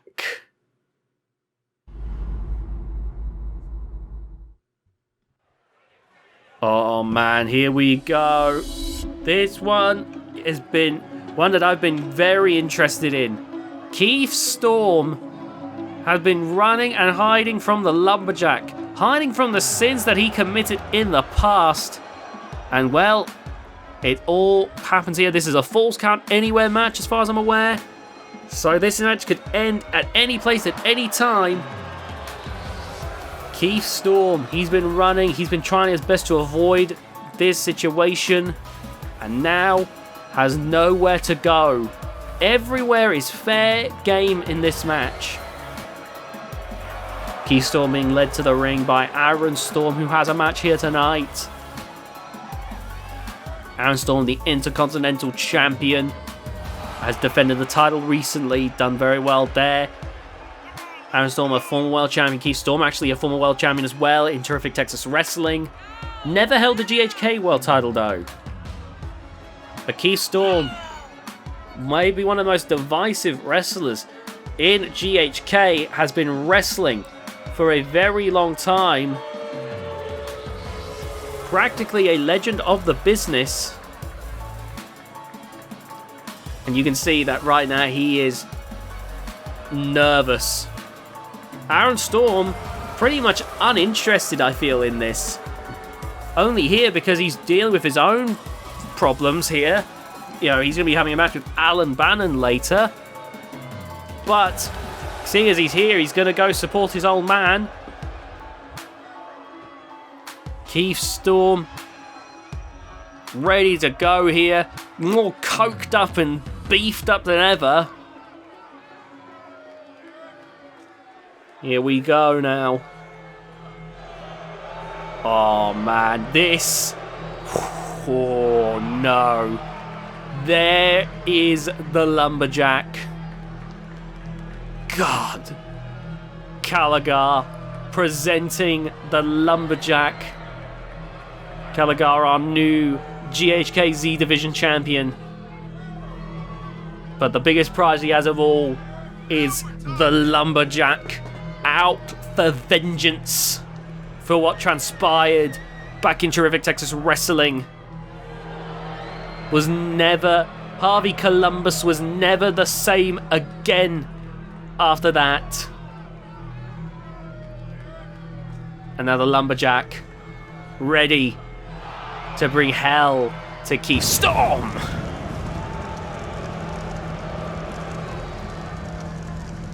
God.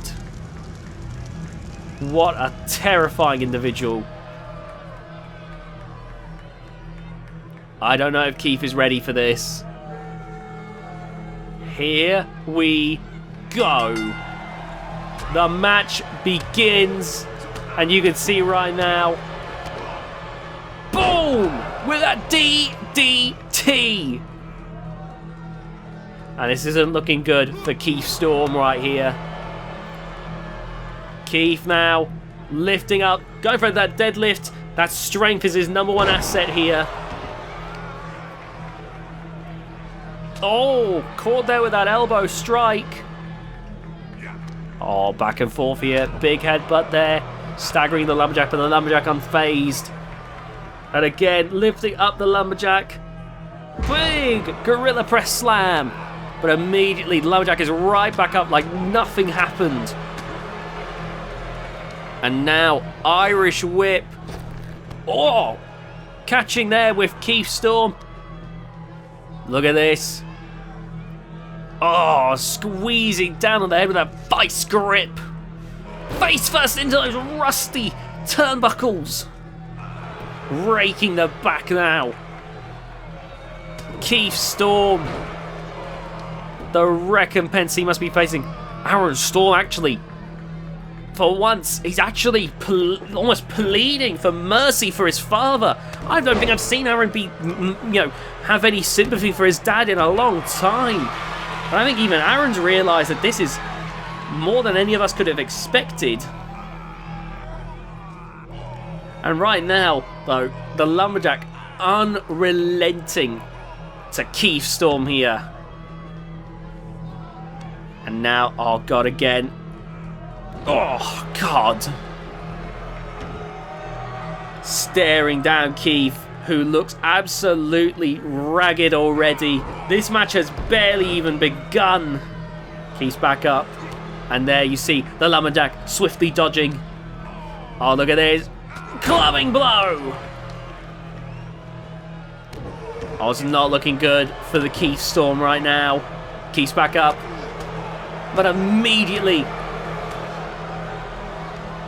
Aaron can only watch on as his father is dissected. Again, you see Lumberjack taking note of Aaron, who is begging the Lumberjack for some humanity. But I think that was taken from the Lumberjack long ago. Oh, God. Aaron is shocked at this. Aaron's had to deal with people like the Reaper before. So he... Oh, what in the world? Trying something different there with that submission.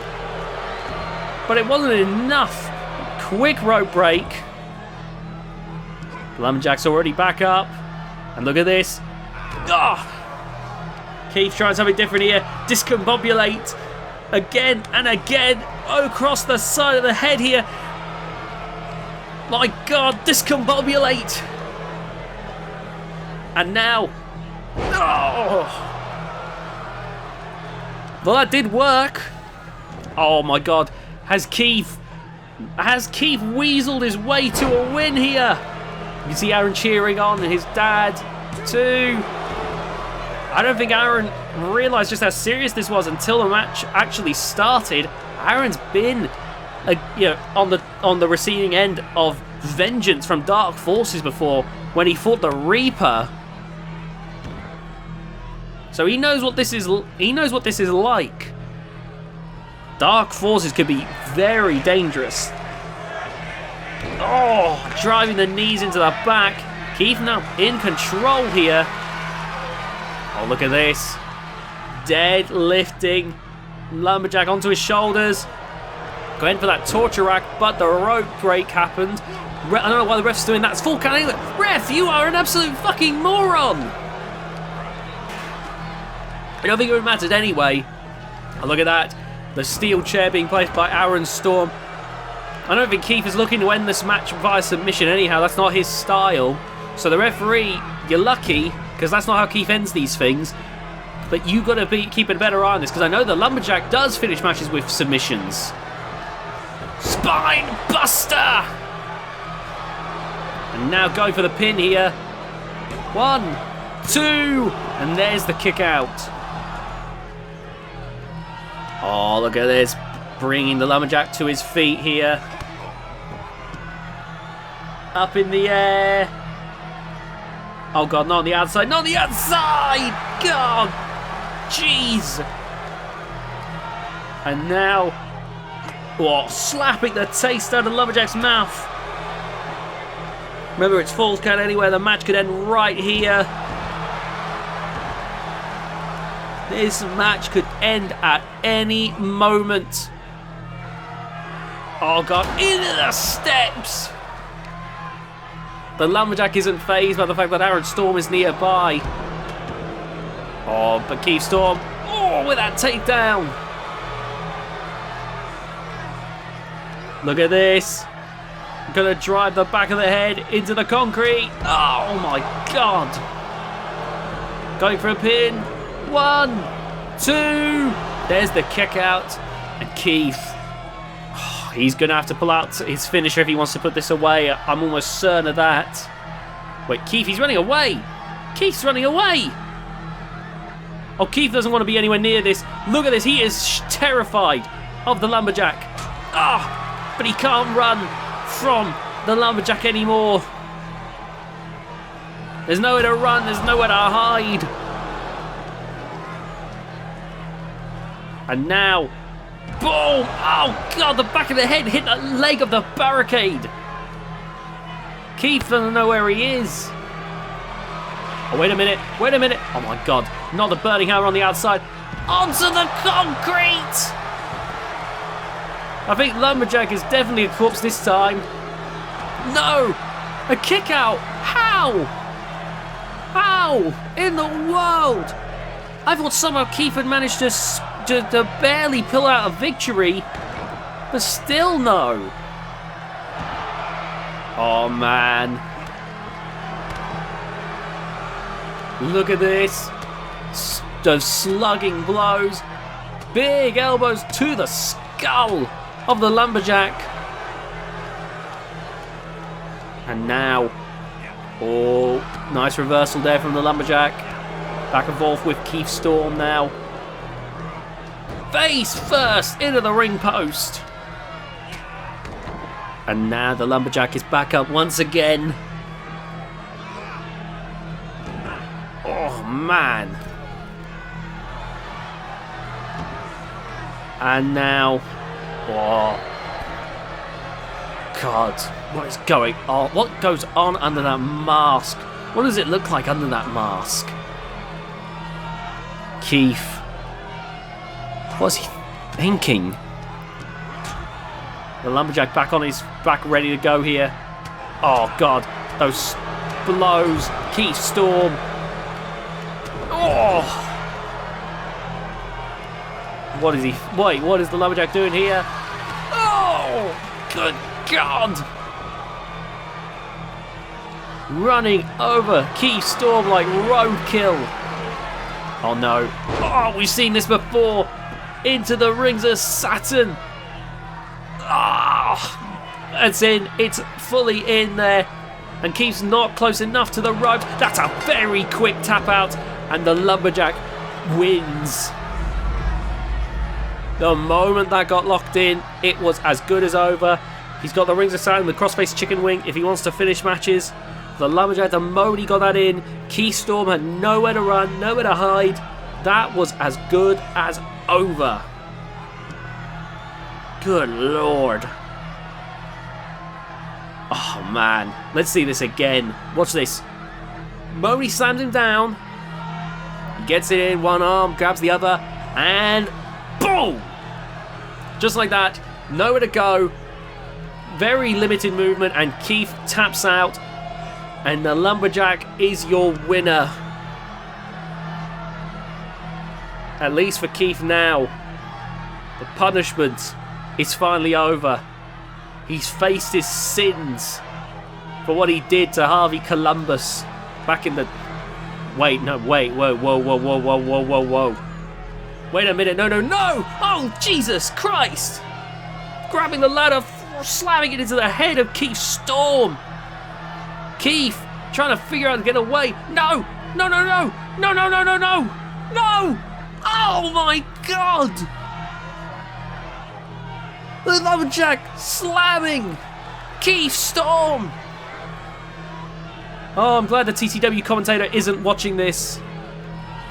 Celebrating again. Wait, he's not done. Oh my God. Ref, get him off. Oh God, the ref doesn't want to deal with the lumberjack. I'm glad the TTW commentator isn't watching this. Oh my God. No. No, no, no, no, no. God damn it, Keith, fight back. The lumberjack. He's not satisfied.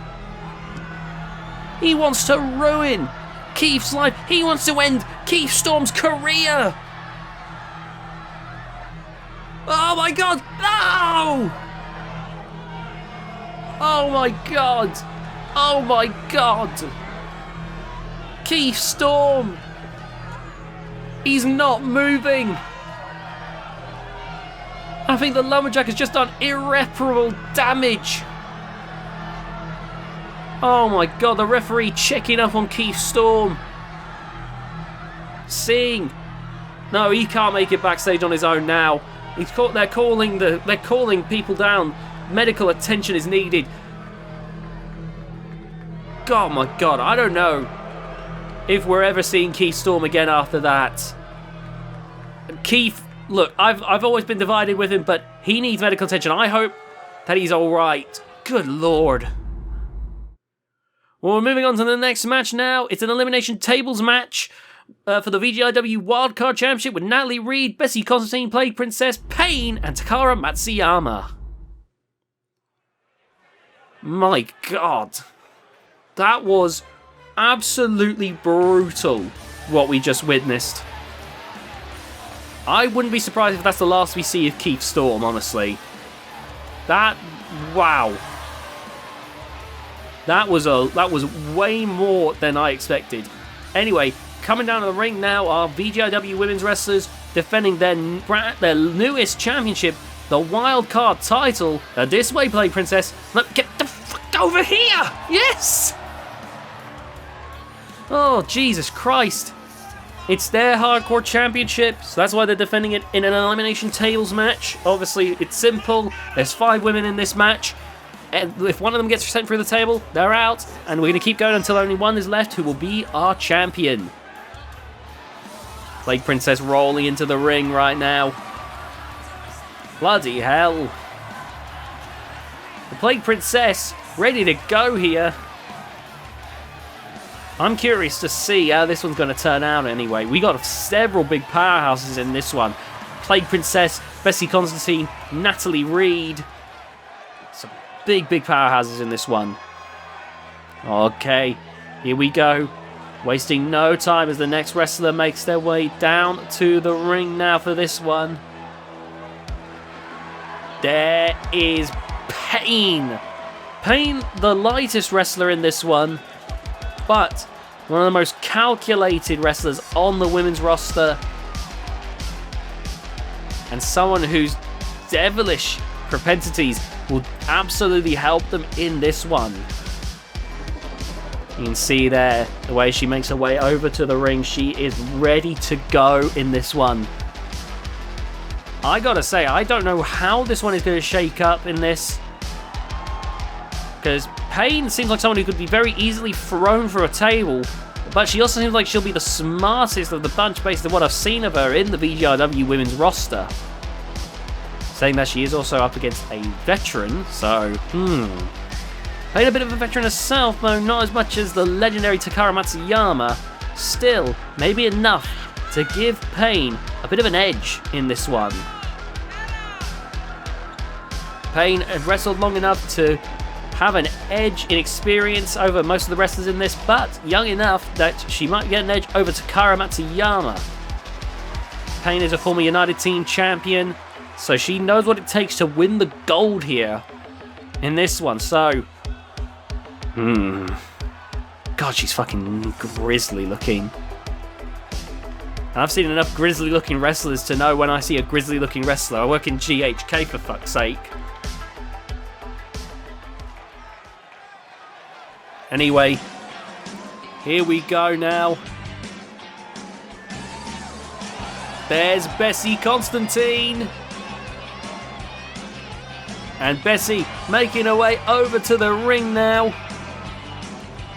I gotta say, Bessie might be my personal favourite. She's a Constantine, for God's sake.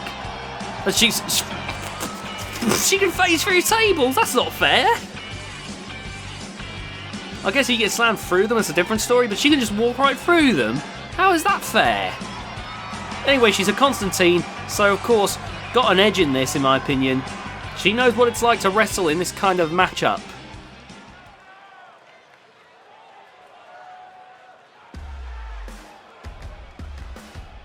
Alright.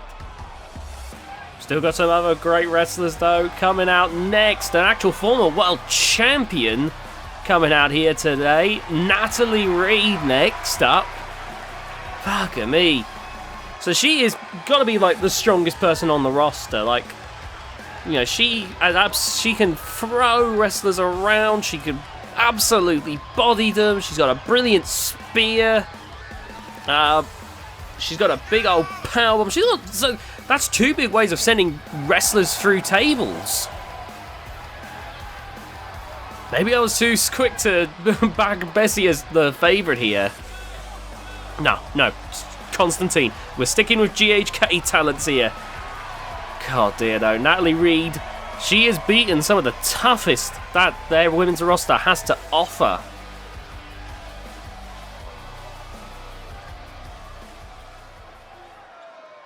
Alright. Oh, here we go. Here they come. There's the champ, Takara Matsuyama. And that, you see that mask on Takara's head? That right there is the mask of Reina Vibora.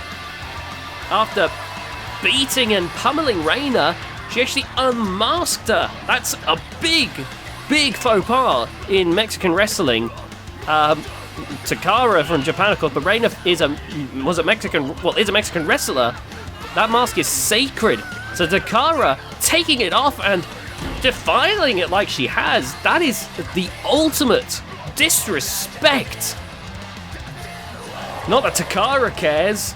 Takara's been an absolute scourge, a thorn in the side of every women's wrestler for decades now.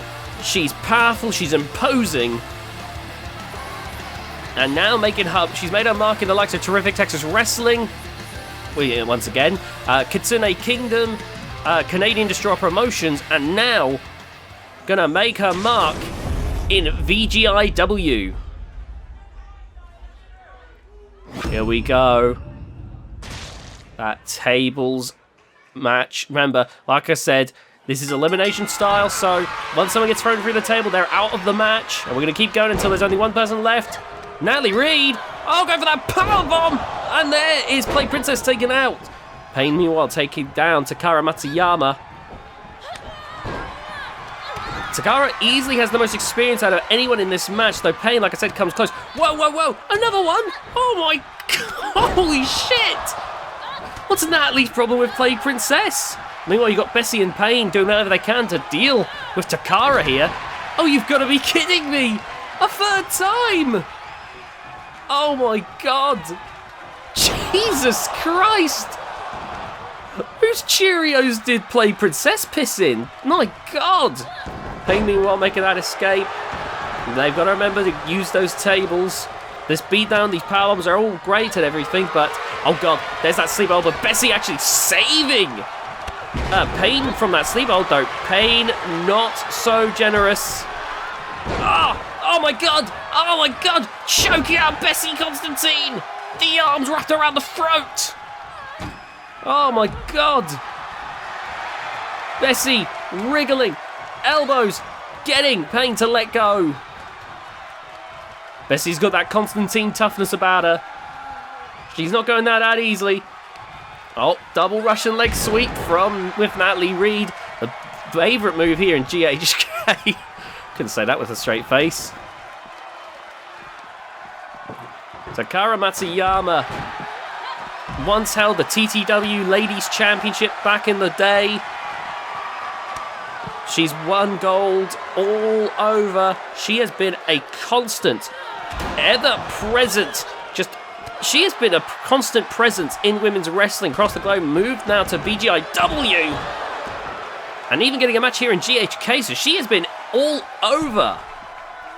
Think about that. That's a big career. VGIW, GHK, Canadian Destroyer Promotions, Kitsune Kingdom, Terrific Texas Wrestling. That's pretty crazy. Now look at this strength of Pain right here. Throwing Takara repeatedly into the steps. Meanwhile, Natalie taking down Bessie Constantine. It looks like Natalie looking to get that first elimination in already. Oh, release German suplex from Plague Princess. Nice backdrop there from Bessie Constantine, driving down that massive weight. Meanwhile, Takara pulling out more tables from under the ring. Bessie on the top rope. Takara rushes over though. And down goes Bessie. Meanwhile, Pain and Plague Princess are fighting on concrete here. Oh, lordy. Oh, good God, onto the concrete. Oh, my God. Plague Princess is in agonizing pain after that one. And now... Oh! Bessie caught Natalie with a knee to the face as she tried to go for that big spear. Oh, man. Oh, and a pile of tables. They're going to have to set them up, though, if they want to get an elimination. Bessie's grabbed the table. Takara's grabbed the table. Oh! Good God. Bessie setting up the table now. And the champ, Bessie, is going after Bessie Constantine. Bessie, meanwhile, wrangling Takara over to the table. Oh, here we go. Oh, my God. She's going to take out the wildcard champion. Powerbomb through the table. We're going to get a new champion. The champ's been eliminated by Bessie Constantine. Oh, Natalie Reid. Look at this. That straight dominator. Oh my God, you're going to get called from Mark Vincent's lawyers for that one. And now, Mark Vincent's getting a call from Disaster's lawyers. Oh, who's going to get a call from Ron Simmons' lawyers? Oh God, it's a big old legal daisy chain. All right, here we go. Taking Bessie over to the corner. Takara Matsuyama's already out, so we're guaranteed that someone else is going to be walking away with the belt here tonight. Oh my God. Oh, to the outside. That is brutal. Natalie Reid left reeling after that one. Oh, here we go. Bessie up in the air, driving down Natalie. And now, Plague Princess with a belly-to-belly Pain. There's a table set up center of the ring. Pain may be in big trouble here. Look at this. Oh, no, that is teasing. Plague is fucking teasing Pain here. Oh, that was a nasty missed leg drop. Okay, it's over. Look at this. No! Oh my God! Stop teasing us! Holy sh! What is your deal? Oh my God! Oh no! Wait, Pain's fighting back! Oh, Plague Princess, you cried wolf one too many times. Oh! The size difference there really helped out. And now look at this. Oh, with that double-handed choke slam. Plague Princess now. Oh God. Pain. Nowhere to run. Is out. And now more table fragments are all over this ring. Plague Princess is looking to add another table into the equation here. Oh my God, what a belly-to-belly suplex right there. Good God.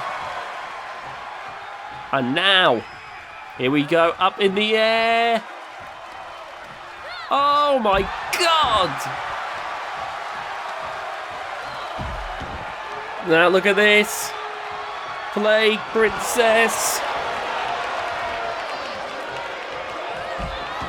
Jesus Christ. Bessie, meanwhile, she's staying the world well away from all of this. Probably the smart thing to do. Conserve that energy, conserve that health, because these two will probably beat the fuck out of you. Well, speaking of beating the fuck out of you,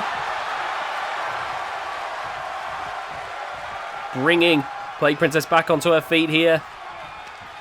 Lifting her up in the air. Driven down. Good grief. Oh my god, you are fucking kidding me. How? How are you deadlifting like that? Jesus, I know I said Natalie Reid is incredibly strong, but my god, that's impressive. Bessie now going for the tables though, while these two beat each other to death. Bessie setting up one of the tables. Here we go. Meanwhile, Natalie being sent face first into the side of the ring. Bessie pacing around. I think Bessie wants to get involved again, though. Oh, back and forth now. Nice headbutt. And Plague Princess with the takedown with that belly-to-back slam. And Bessie looks out of it. Oh, no. Here we go. Big strike there. Wait a minute. Oh! I think Natalie's overexerted herself now. Oh, into the steel steps. Plague Princess grabbing Bessie Constantine now. Look at this. Oh, what a takedown. Come on, everyone, get to the tables. They're strewn all over the arena. Oh. Natalie Reid now. Snap suplex on the outside. Look at how little padding there is there. You can see the concrete floor there, everyone's sitting around. And then you see how much padding that dead grass and dirt actually gives. That is genuinely awful to bump on. My god. Natalie Reid with some trash talk. Bessie's back in the ring. And Bessie is ready to fight. She's waiting though. She knows she's got to stay focused on the goal here. Bessie, don't get impatient on me here. Oh, Bessie's gotten impatient on us. Oh, driving down. God. And, oh God, right in. Well, that's not fun at all. Oh God, look at this. Oh, restraining Plague Princess there. This beatdown, it's incredible. Oh my goodness. I don't think a clothesline would be far worse when you got a mask like that on. Oh, look at that. Oh, into the barricade. Bessie's getting back in the ring now. And Natalie coming to join. Bessie grabbing Natalie quickly. Up in the air. But Natalie managing to get free there. Bessie didn't get the right form when lifting. Spine buster. Unfortunately, Plague Princess knocked the table down, so Bessie is safe. Oh, I think Natalie realised it. Here we go. Another powerbomb. That's the fourth one she's delivered to Plague Princess in this match. Bloody hell. Okay, here we go. Up in the air, but Bessie with the escape. And now, boom, with the suplex. And now, oh, here we go. Back into the ring now. Bessie getting focused on putting this away. Setting up the table. No, Natalie caught her. Oh, God, she should have waited an extra second. She could have actually had it. What is she thinking?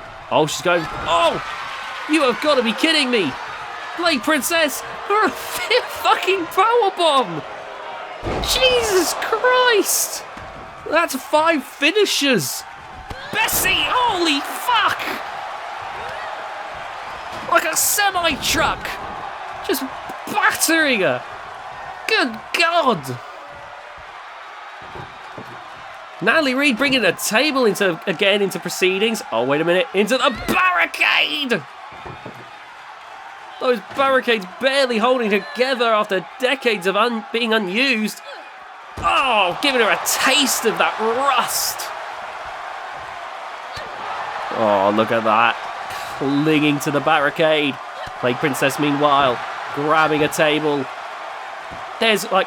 Oh, Jesus Christ!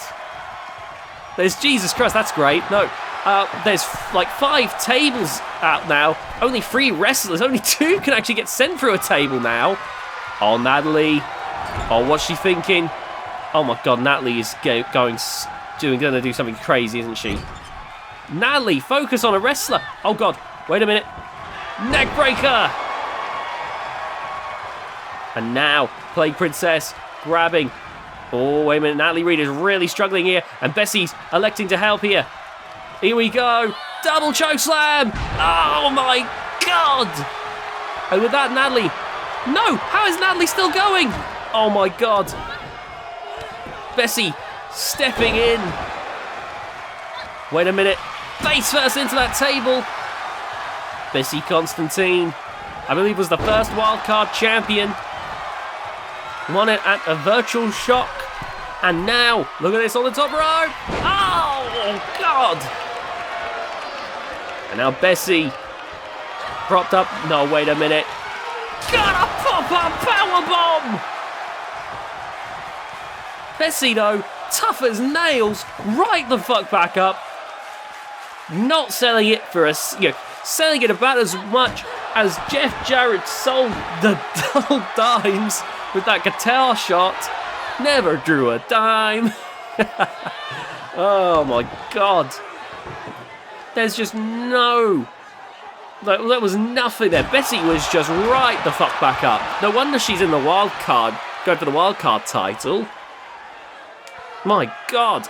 Alright, that's a big belly-to-belly right there.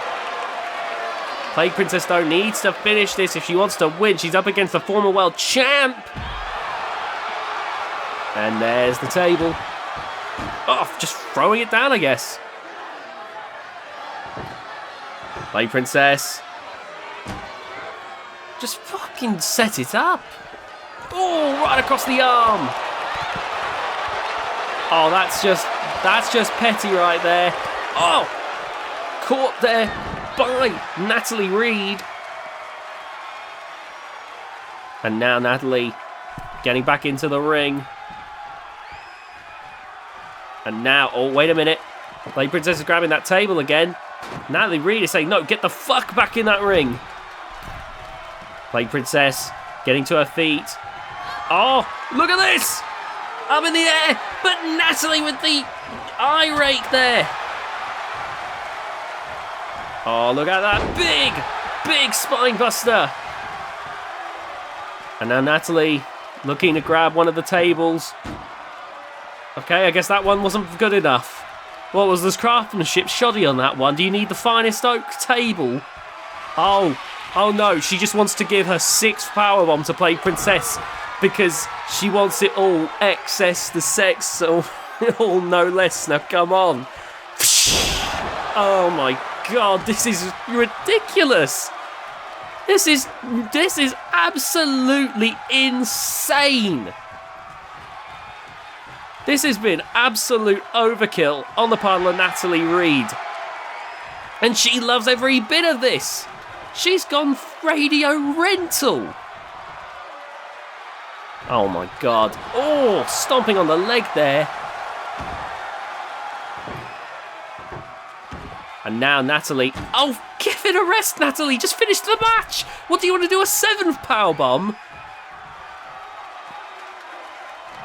Natalie, finally. Come on, bring it in. There we go. This is GHK. You're not getting better tables than that. Oh my God. Oh! Throwing it like a fucking fresh pizza pie. Oh my God. And now, bringing Natalie Reid back up to her feet. Going for that double-handed choke slam. Grabbing the table. Here we go. Finally setting it up. Natalie Reid is not moving. She is out. And I think Plague Princess might have just secured herself the win here. Oh, holy shit! She punched her through the table! I've seen some big right hooks in my time. That has to be one of the best. That was and I've got to say, this was Powerbomb Plaza in this one. The 6 powerbombs from Natalie Reid to Plague Princess, the powerbomb from Bessie to Takara, the pop-up powerbomb from Plague Princess to Bessie. Jesus Christ! I've never seen more powerbombs in my life. Still a great display there from some of the big powerhouses of the women's division. Holy shit! We're moving on now. It's time for the Bloodshed Championship match. Fred Lane's booked again. Oh, get a lost!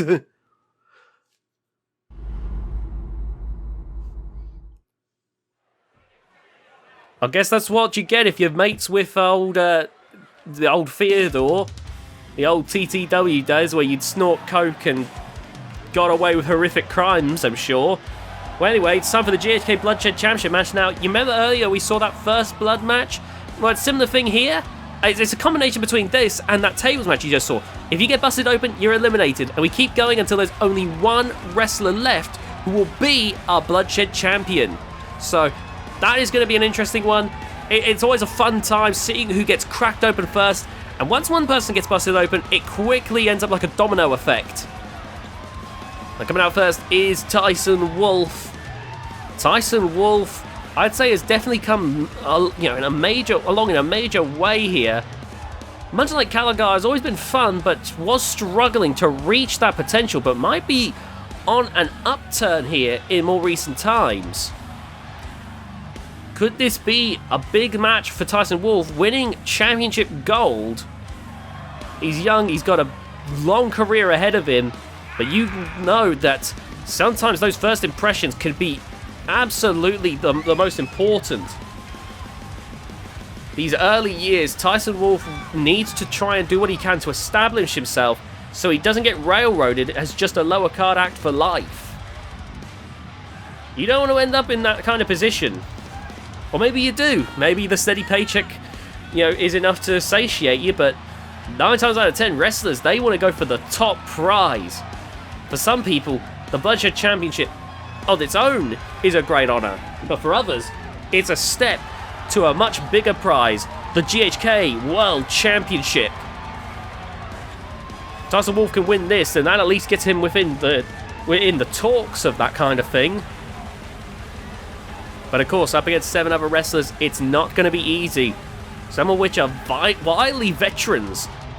So I'm curious to see how this one's going to turn out.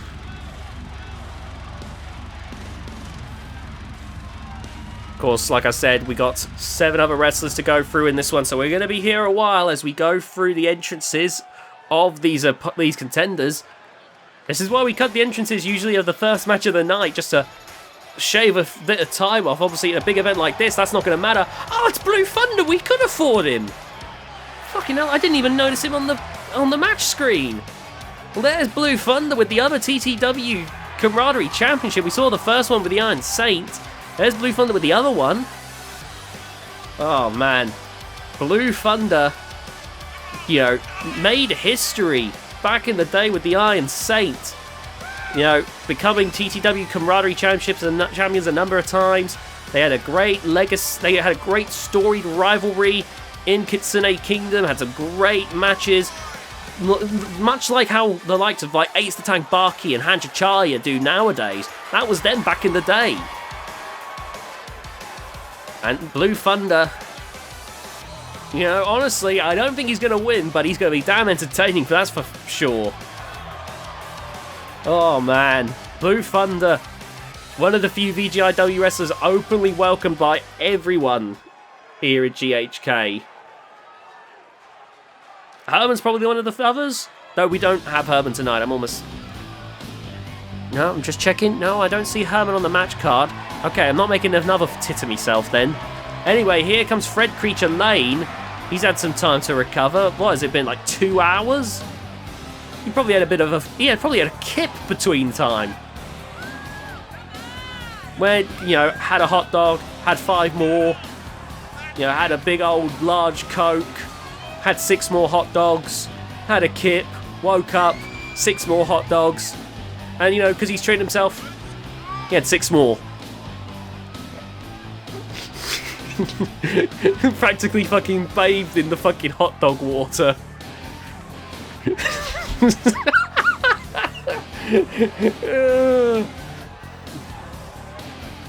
That's why he's got that poison mist, because of his fucking abysmal fucking diet.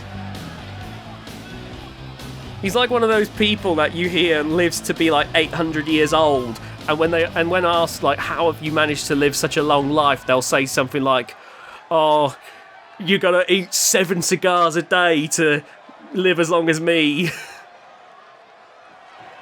Oh my god. Well, Fred Lane, he's got a pretty hard skull, so he might be hard to bust open. Oh, look at that. Another wrestler who's carrying the days of the past. That right there around David Hagen's waist is the Terrific Texas Wrestling Championship, now recognized as a world title. You know, that belt has got a legacy to it. You know, the likes of David Hagen, you know, it's obviously a long defunct belt now. It has, you know, Terrific Texas Wrestling is dead. You know, we only have it in the form of tapes, which you can see being uploaded to the channel. But back in the day, that was held by the likes of David Hagen, Herman, the Iron Saint. I believe Herman was a 3-time champion, David Hagen was a 4-time champion, the Iron Saint was a 5-time world champion, thanks to that belt. But David Hagen was the very last holder of that championship. He made history with that belt, and that made his legacy. He may be in his twilight years now, but David Hagen still holds respect from those days. Big shoes to fill when you're being Daniel Hagen, having to fill the shoes of a 4-time world champion. Done pretty good for himself, multi-time hardcore champion, multi-time tag champion, and former Intercontinental champion, but poor. To be a long time before he reaches those kinds of heights that David Hagen held. And I believe Hubert also held the TTW championship back in the day. Hubert, of course, also been a former GHK world champion. Also in his twilight years now. Well, maybe not quite as bad as David, let's make that clear. I think Hubert's got a little bit more time in him. But I think Hubert, if his feud with XXIX came to realise that maybe he's not in the prime of his career anymore, he could still have the, you know, if things go really well for him, he could still potentially get the world title. But if you were to roll 10 dice, I mean, you know, or if you were to flip 10 coins, 9 times out of 10, it won't work out for Hubert Constantine. That was a great analogy. I'm so glad that I stuck with that. But yeah, 9 times out of 10, I think Hubert at the upper echelons will fall to the likes of XXIX Constantine, to Trevor Schmidt, to Rebellion. But that one time out of 10, that's when you got to watch out, because Hubert can really come into his own. In fact, he has been getting back. Now that he's made up with XXIX and Kevin, he does seem to be picking up some momentum once again. Now we talk about momentum, we got to talk about this guy right here. There is Black Death. The Black Death. He's always been good in the background, hiding in the shadows on the channel. He's won titles in VGIW, been an Intercontinental champion. You know, he's done pretty well for himself, but never reached crazy heights, except for in Alt Wrestling Live. But we never saw that on this channel.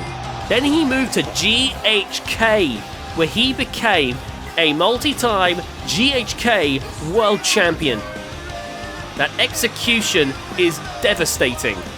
Black Death has quickly established himself as one of the top stars here in GHK.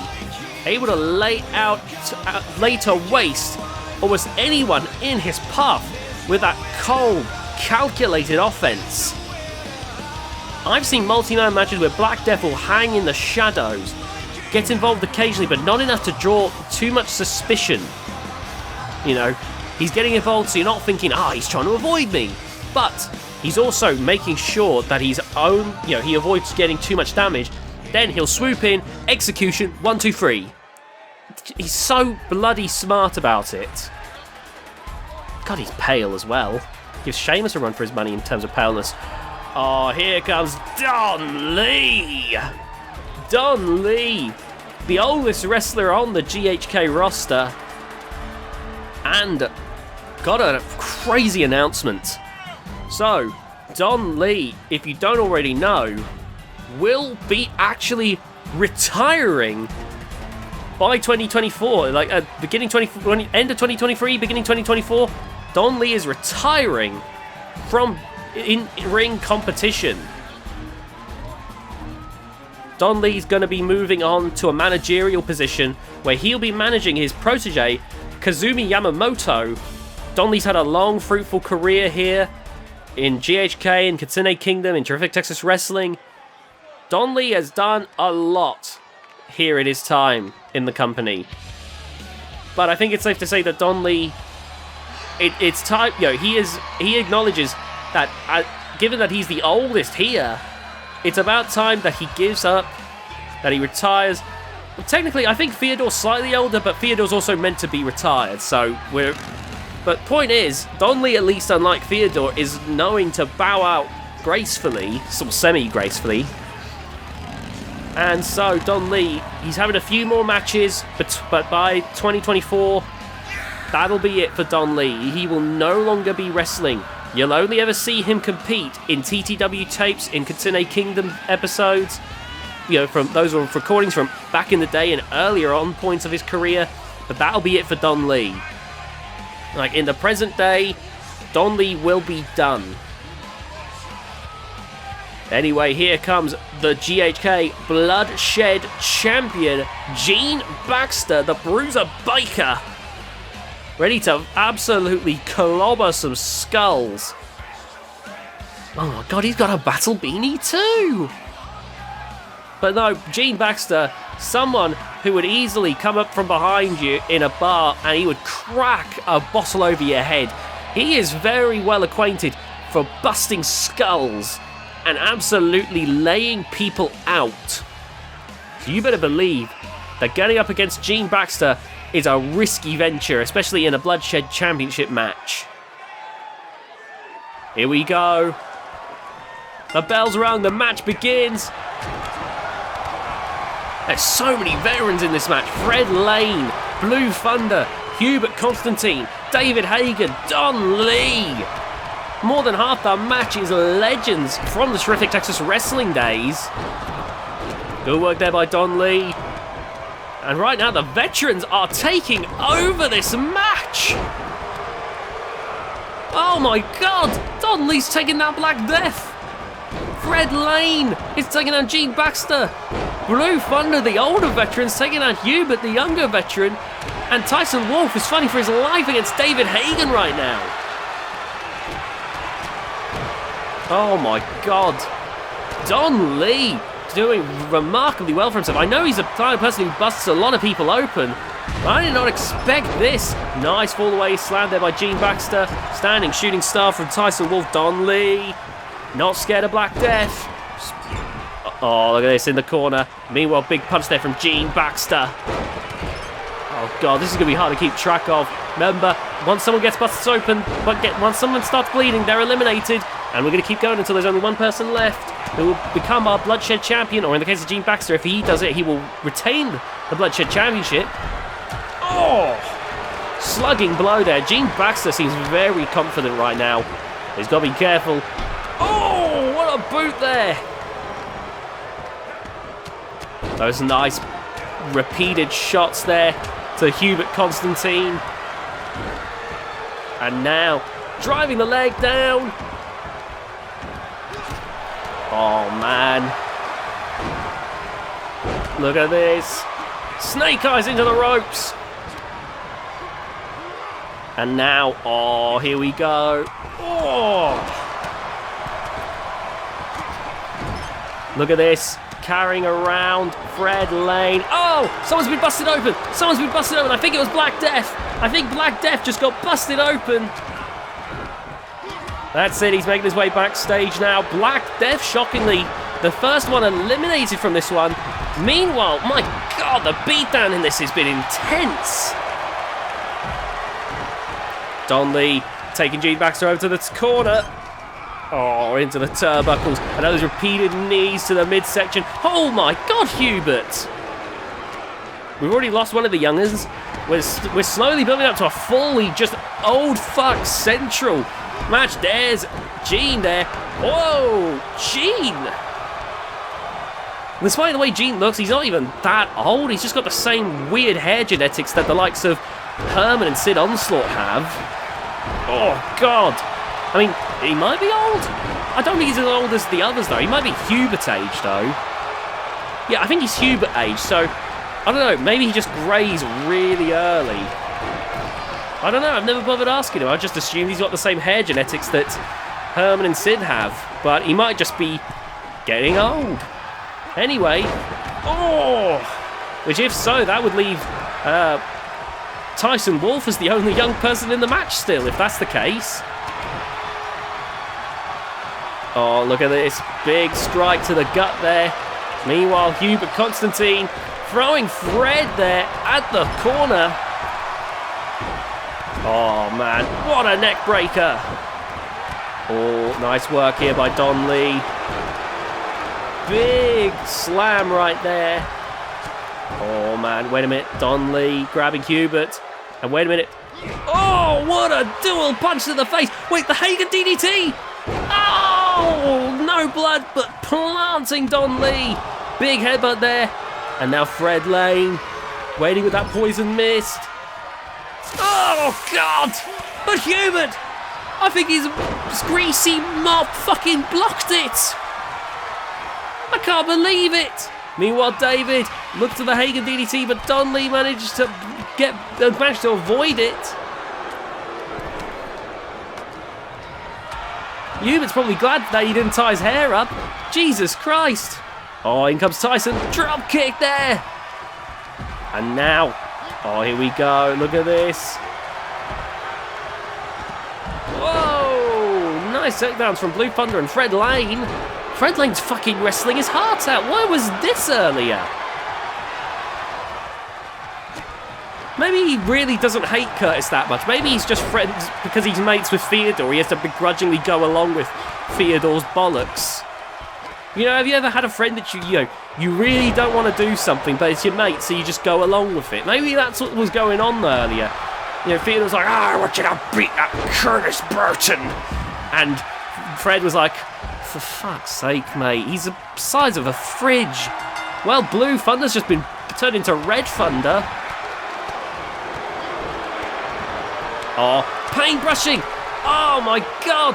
Meanwhile, Tyson Wolf and Don Lee in the ring right now. Don Lee's been busted open by Tyson Wolf with a stiff shot there.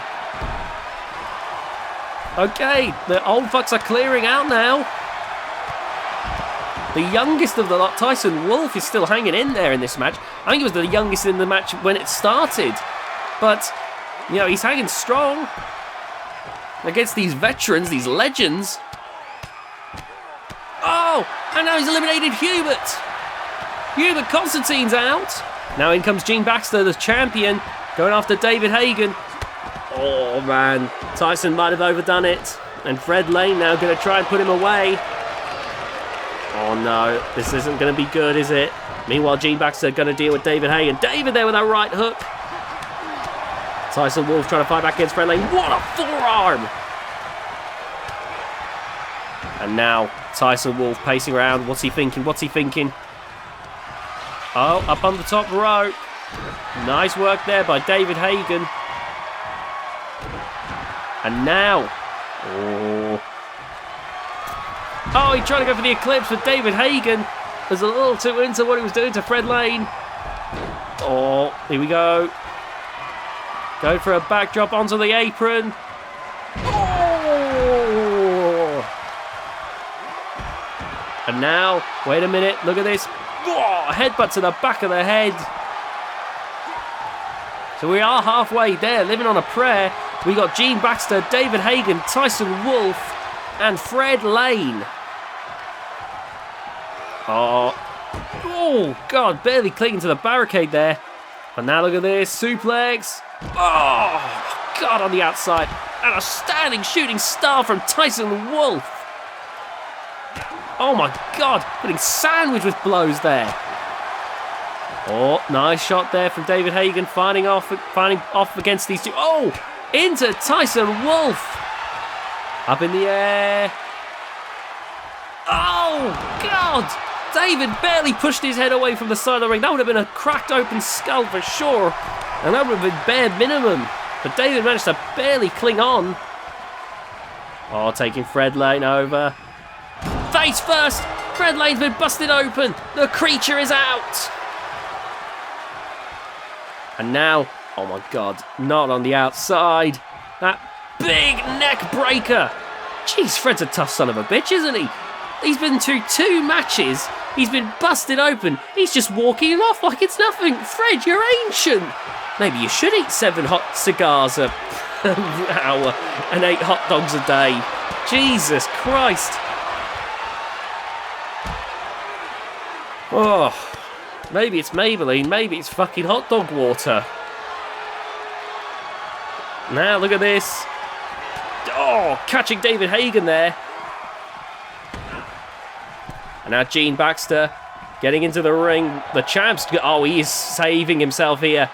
Oh, no, never mind. I guess he really heard me and he realised that he's no pussy, so he's going to get right back into it. The Gene, that wasn't a fucking insult, me saying you're hanging back. That was me... Toxic masculinity. Something. Right. Oh, dear. Oh, look at this. Gene Baxter, though. Oh, my God. Not in the barricade. Oh! Whoa! Sid Onslaught's going to have your fucking neck if he gets a hold of you, Gene. Thank God you're on another roster. Oh, wait a minute. A big wind-up punch.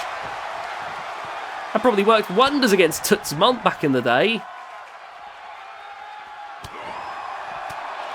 All right, here we go. Tyson Wolf clubbing forearm to the back. Oh, tossing Tyson Wolf aside. Up in the air. Oh, and again, he's going over again, isn't he? I could see him. He was setting up for it. Gene's purposely, like, he knows what I'm saying. He's just doing it on purpose. If he hears me say toxic masculinity again, he'll say he's the most toxic man to ever exist. He would say that loud and fucking proud. Holy Jesus Christ. The veteran's body, the legend's body just crumpling with that one. Oh no, look at this. Into the barricade. And now, oh God, Tyson. Oh no, Tyson, face first. Still no blood, but my God, he's going to be hanging on by a thread right now. Gene Baxter getting back in the ring. Tyson trying to find his footing here. All right, he's getting back in. Oh, Enziguri there. Wait a minute, David Hagen. Oh, God. Oh, no. Oh, that headbutt. Tyson's not out, but I think Gene 40 is out. That's his mistake. Oh, there goes Gene. The champ is out. It's between David Hagen and Tyson Wolf, one of the oldest wrestlers of the match, versus the absolute youngest. If it had been Don Lee versus Tyson Wolf, the age difference in this match would have been insane. Oh, my God. That's what's kept David Hagen going all these years, that technical ability. And now the Hagen DDT to seal the deal here. Here we go. Driven down. We got a new champ. We got a new champ. He shouldn't even be able to win the belt. He's a VGIW wrestler. But Theodore invited him and a bunch of other TTW wrestlers. So here we go. David Hagen. Can't believe it. He has just been handed a GHK championship. He has won belts all across from great camera angle, from VGIW, from Terrific Texas Wrestling, Kitsune Kingdom, now GHK. He just needs to go to Canadian Destroyer Promotions now, and I'm sure they'll actually do it, because Canadian Destroyer Promotions sometimes does have VGIW wrestlers come over. What a career! Anyway, now we're moving on to the third and final match for Curtis Burton. Curtis Burton taking on... You've got to be kidding me. I was saying before that Don Lee is looking to bow out gracefully, and Theodore, who is slightly older, seems to not know when to give up. I am hoping that match card right there was a mistake, was an editing error, because I refuse to believe that the third and final challenge is Theodore coming out of retirement once again. Oh my god, there he is! He's rushing over! Oh, Jesus! Oh god, Theodore, don't do anything stupid. That is concrete, that is unprotected concrete, that is just a painted on American logo. I think it's painted on. It's the most clear thing in the... Oh god! Oh, Theodore, you stupid oaf! Why did you decide to fight Curtis on unprotected concrete? You're an old man. You're getting absolutely battered. Oh god, not a brain buster. Holy shit. His neck, the back of his head, his arm, his spine, all of it thrown and slammed into the concrete. And you can see Theodore doesn't quite know where he is. Oh god, Jesus. Fucking Christ! Oh my god! Theodore's getting mugged right now. It's his own damn fault! This is the bed he made! Oh my god. Running a company, you can't let your biases get in the way. But he has been doing so with Curtis Burton. Oh, right across the back there. Just raking the spack now. Oh, wait a minute, look at this. Oh, slamming into the concrete floor. My God. And there you see Curtis Burton escaping. You know, Theodore has done good for the company. He made sure that Greg was gone, but oh, there are some significant blind spots in Theodore's choice of who he believes should be world champ.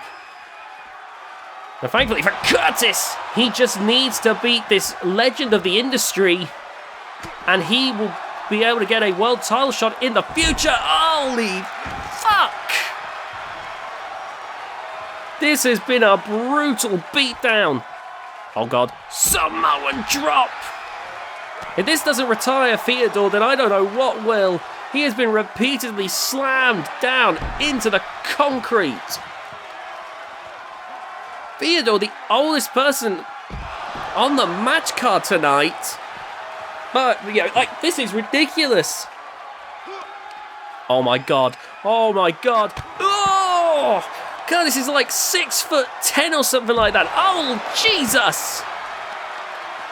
He is one of the tallest wrestlers in GHK. So every slam, every shot, absolutely going to be a lot for Theodore to take.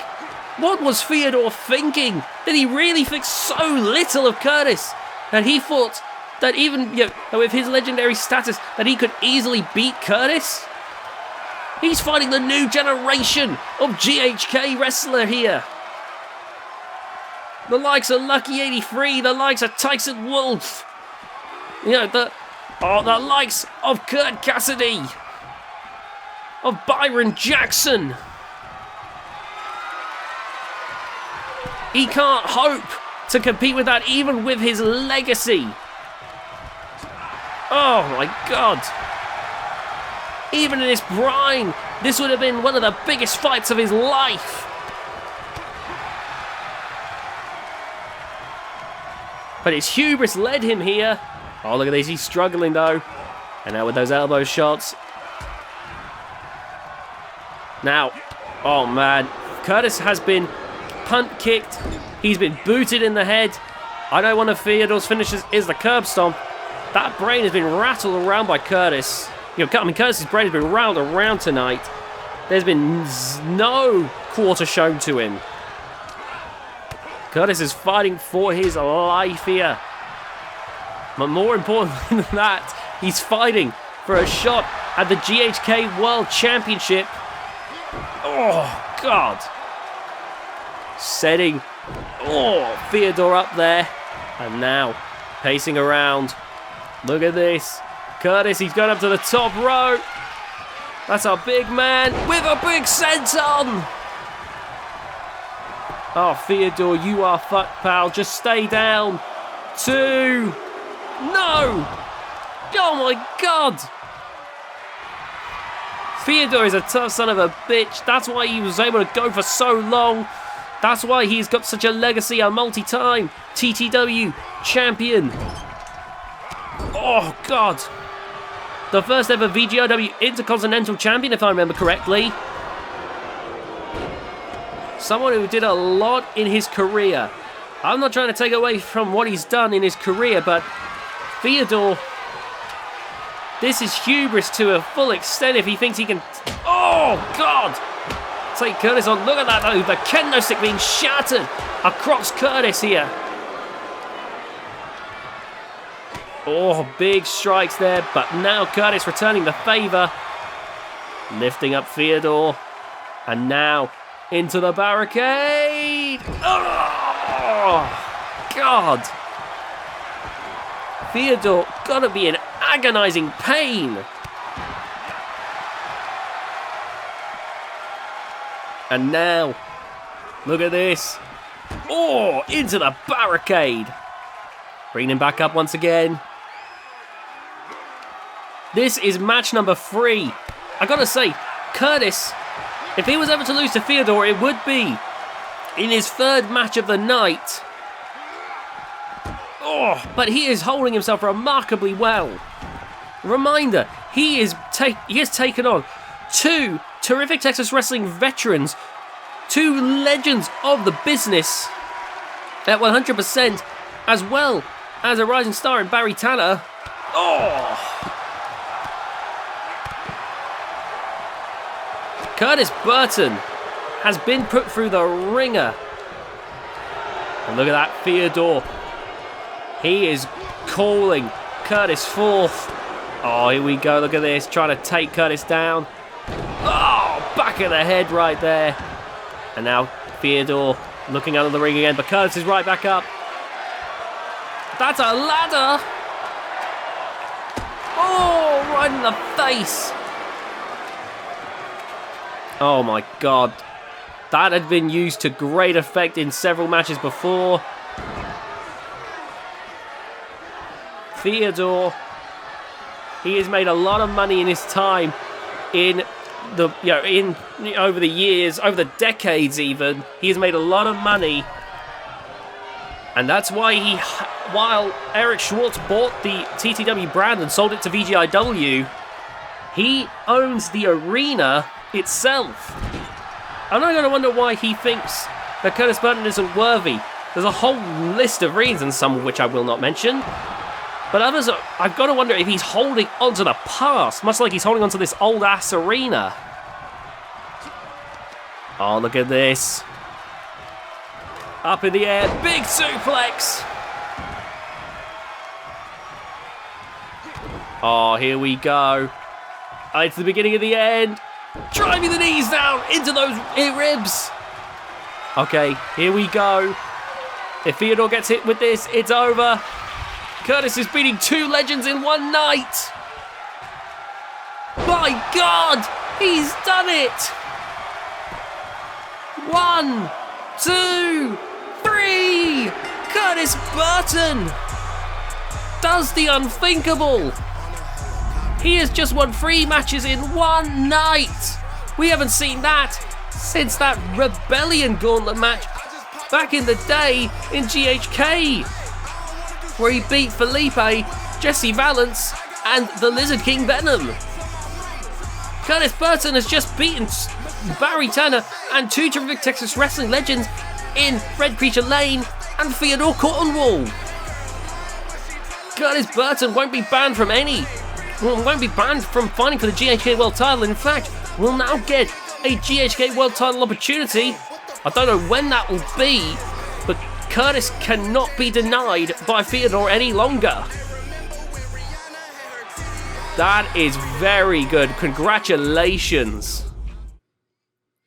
Okay, we're moving on now. Time for a last man standing match as the epitome of hardcore, Alan Bannon, takes on Aaron Storm. I've heard Keith Storm actually got rushed off in an ambulance based on what happened earlier. I'm not sure if or when we'll be seeing Keith Storm again.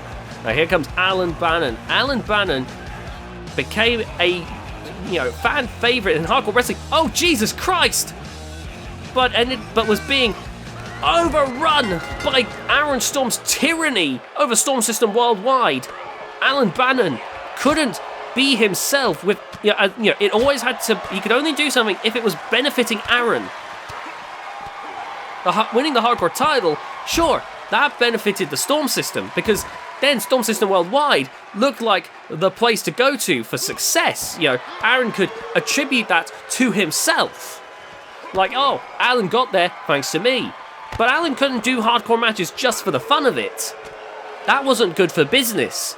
Suddenly he would have Alan all banged up and bruised and ruining that clean image that Aaron wanted. Alan Bannon, though, was tired of not getting to do what he loved, hardcore wrestling. So he broke away from Aaron's tyranny that did so much damage, not just to Alan, but so many people in his time. The feud with the Reaper caused Alan to be collateral during that time. Alan Bannon was sick of it, and sick of being the wronged one. He went off on his own, and now has been doing quite well for himself here in GHK. Aaron, though, couldn't leave well enough alone, and once he had the time, once he'd come back and dealt with some of the other problems he was trying to deal with, he's now gone for Alan Bannon. God. Aaron Storm is now a freak of nature with that body. It's genuinely scary to behold. Alan Bannon. Oh my God, he is not in an enviable position, that is for damn sure. Look at this beatdown. Discombobulated. Oh, look at this. Kick to the midsection. And now going for a powerbomb. But Alan Bannon fighting back here. And the last man standing match means that you've got to take your opponent down for a 10 count, and that could do it. Holy shit! Oh, Aaron dodged it. Oh my God. But Alan Bannon has had a new lease on life ever since he left Storm System Worldwide. Ever since he got to enjoy his dream of being one of the greatest hardcore wrestlers of all time. Look at these stiff shots to Aaron Storm. And now, boom, no! Dodging that drop kick. If you can keep your opponent down for a 10 count, then you'll win. This is a hard-hitting matchup right now. These two have been going absolutely hell for leather in this moment. Oh, God, again. Oh, God, once again, grabbing the nose. That's just completely disrespectful. Again! Good God! Aaron needs to give it a rest here. Oh! Knees into the midsection. And now the referee begins the count. Aaron Storm thinks it's over already. Oh my God. No, wait a minute. He broke the referee's count. Oh! God! Oh my God! Cracking the skull! Oh my God. Oh, this is brutal. And now the referee begins the count anew. And again, Aaron breaking the pin again. This is inhumane. Oh my God. The referee again beginning the count. He's like a rabid dog. Count of 3, 4. Basking in the glory. No, again, breaking the count. My God, Aaron. Stop it, Aaron. Stop it. Oh my God, just take the win already. No, for the fucking God, Aaron, stop. Oh my God, you fucking psychopath. 2.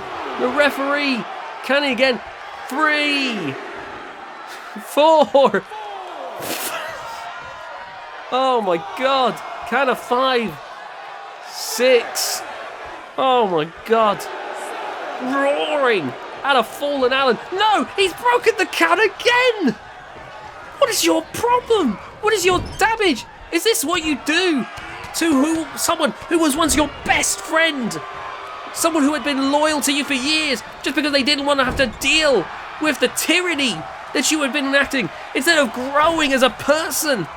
Your narcissistic tendencies made you think that it was everyone's fault but your own, and you're willing to do this to someone who legitimately cared about you.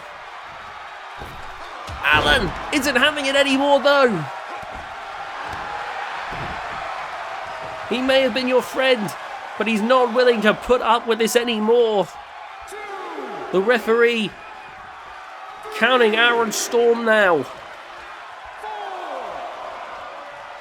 Alan Bannon pacing around. Count of 6. Alan gonna give Aaron a taste of his own medicine. Oh my God. No, that's gonna leave a boot mark. Oh, he's not done. He is sick of Aaron Storm. He is not gonna put up with this anymore. 2. The referee begins the count anew. Oh my God. Count of 5. 6. Aaron's getting up and caught Alan there. Oh my God, like it was nothing. Aaron Storm back in control once again. Oh my God. This has been a lot.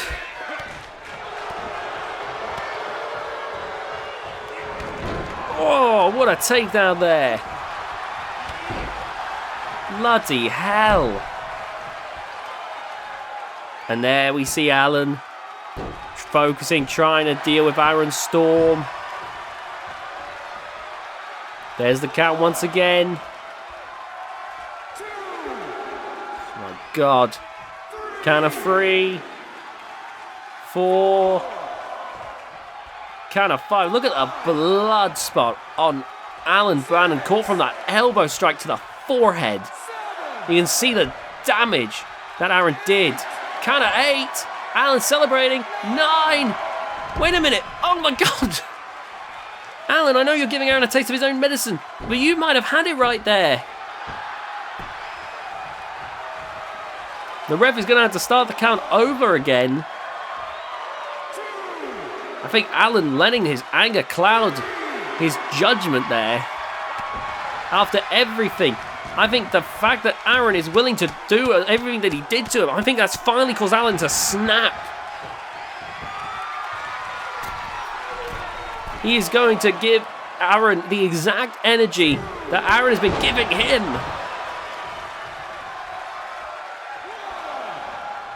You can see Alan, he's considering going in for more.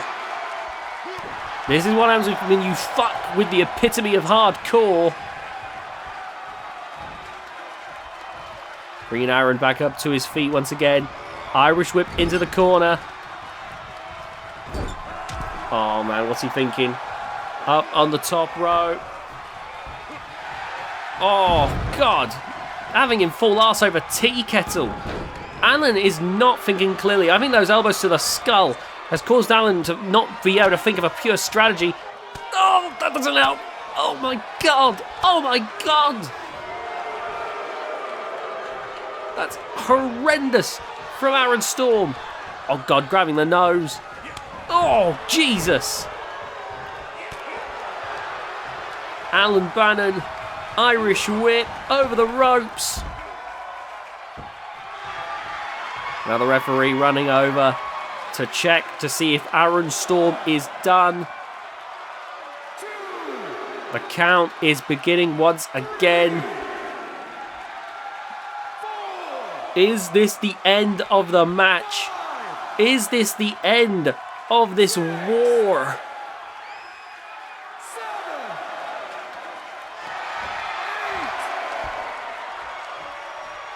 Count of 9. Alan is taking this as the end, and that is it. The epitome of hardcore is free. Aaron could always come back, but I think now he has been sufficiently warned about what will happen if you fuck with Alan Bannon. Alan Bannon doesn't need the Storm system anymore. What a message that was sent right there to Aaron Storm. That narcissism won't win him back his best friend. Now it's time for another major blood feud here as Trevor Schmidt takes on Rebellion. This is a 2 out of 3 falls Hell in a Cell match. I mean, giant cage match. Whoops. Again, between Trevor Schmidt and Rebellion. This feud kept on building and building and building. All because of the fact that Rebellion has the most disproportionate reactions I've ever seen. I don't even remember what started it with Rebellion in the first place. But Rebellion tried ending the career, tried ruining the life of Trevor Schmidt with those sit-out tombstones. Tried to paralyze Trevor Schmidt, and then, when that didn't work, when Trevor Schmidt eventually returned after being out for a few months, he attacked Trevor's wife, Donna. Donna, thankfully, came off with not too severe injuries, but the message that sent, it really, that was way too far by Rebellion, and that has made Trevor desperate to finally put Rebellion in his place here in this match. You can see Rebellion never gives a shit about anyone but himself. Is willing to end careers and ruin lives. He ended the careers of the likes of Felipe and Jesse Valance. Nearly ended the careers of the likes of Trevor Schmidt, Donna Schmidt, and Venom the Lizard King. That was three names I never expected to lump together. And now Rebellion gonna look to try and finish the job he started here tonight in this 2 out of 3 falls giant cage match. Jesus Christ, it's rusted since we last used it. What kind of moisture is in this area? Oh, look at this. The strength of Rebellion is a scary thing. Going outside the ring, he's looking for a weapon, I'm sure. Trevor's coming on out to the outside, though. That's a stop sign. And Trevor's basically telling Rebellion to stop. Into the cage there. Oh, man. Trevor is not about to let everything Rebellion has done go unpunished. This is beyond a regular rivalry. This is personal. Oh! Oh, God. Crashing into the cage there. And now paintbrushing, slapping the shit out of Rebellion. Trevor Schmidt is sick of Rebellion. Wait a minute. Oh, jawbreaker right there. And there's a big uppercut as Rebellion staggers. And now look at this. Irish whip into the cage again. And slapping him once more. Again and again and again. No restraint on Trevor Schmidt, who is letting out so much anger, so much hatred, so much frustration in everything he does. This is a brutal matchup. Well, this could be a brutal matchup here. We got two people who would be more than happy to end each other's careers here tonight. And there's the Irish whip once again. Bringing Rebellion back up to his feet. Oh, there's that jawbreaker. Back and forth right now. Oh no, look at that jawbreaker again. Oh, this is the best 2 out of 3 falls match in this giant cage. This giant cage As rusty as it is, it's meant to hold these two at bay so they can't escape. How well that's going to work, I've got no fucking idea. Big uppercut there. And Trevor Schmidt leaning against the ropes and now getting absolutely smacked around the head by Rebellion. Oh my god. This is... I'm just waiting for the moment where one of them breaks the cage. I feel like it's an inevitability. Into the cage once again. Oh, slapping again. Come on, guys. Do more than just fucking slapping each other. You're not a 2008 Stevers match. Oh god, I regret what I asked. Holy shit! There wasn't even any... The cage didn't even break off. It just fucking... It dissolved. Jesus Christ. How structurally sound is this thing? For the love of God, you two, don't climb up like you would normally do in one of these matches. For God's sake, apparently his thing will evaporate. No, oh, Trevor! Oh my God, I think he... No, Trevor definitely heard me. But I think he's hoping if he dies, Rebellion will die with him. And Rebellion probably thinking likewise. Oh God. Flatliner! Oh my God, busting open Rebellion. Big punch there, and down Rebellion goes. Remember, this is a best 2 out of 3 falls match.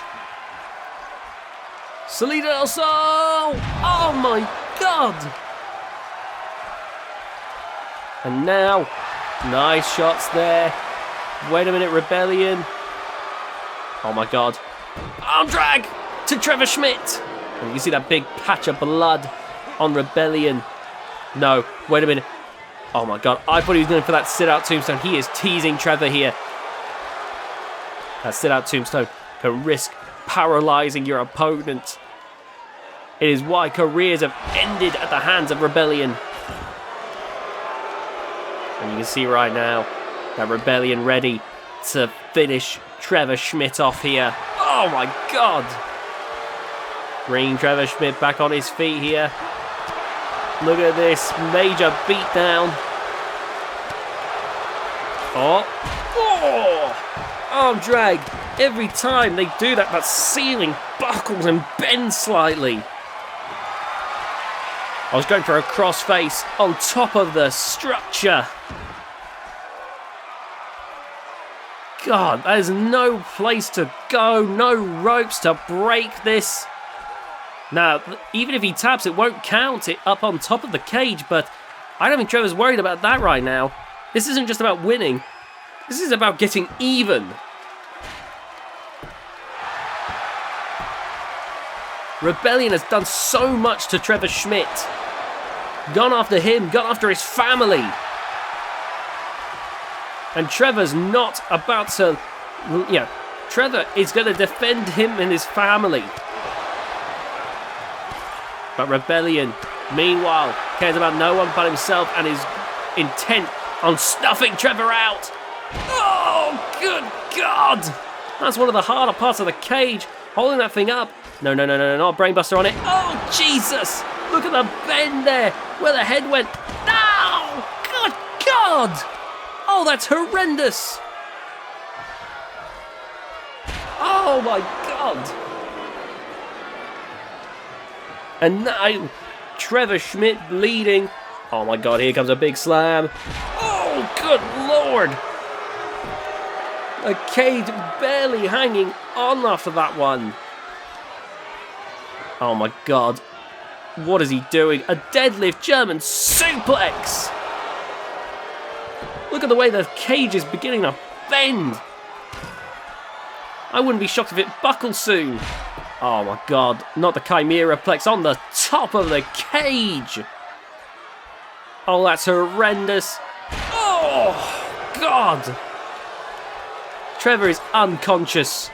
There's nothing going on right now. Oh my God, a sleeper hold. He's not even fully aware of where he is right now. Oh my God, that's cutting the blood circulation to the head, cutting the airflow. Trevor fighting with whatever little he has left.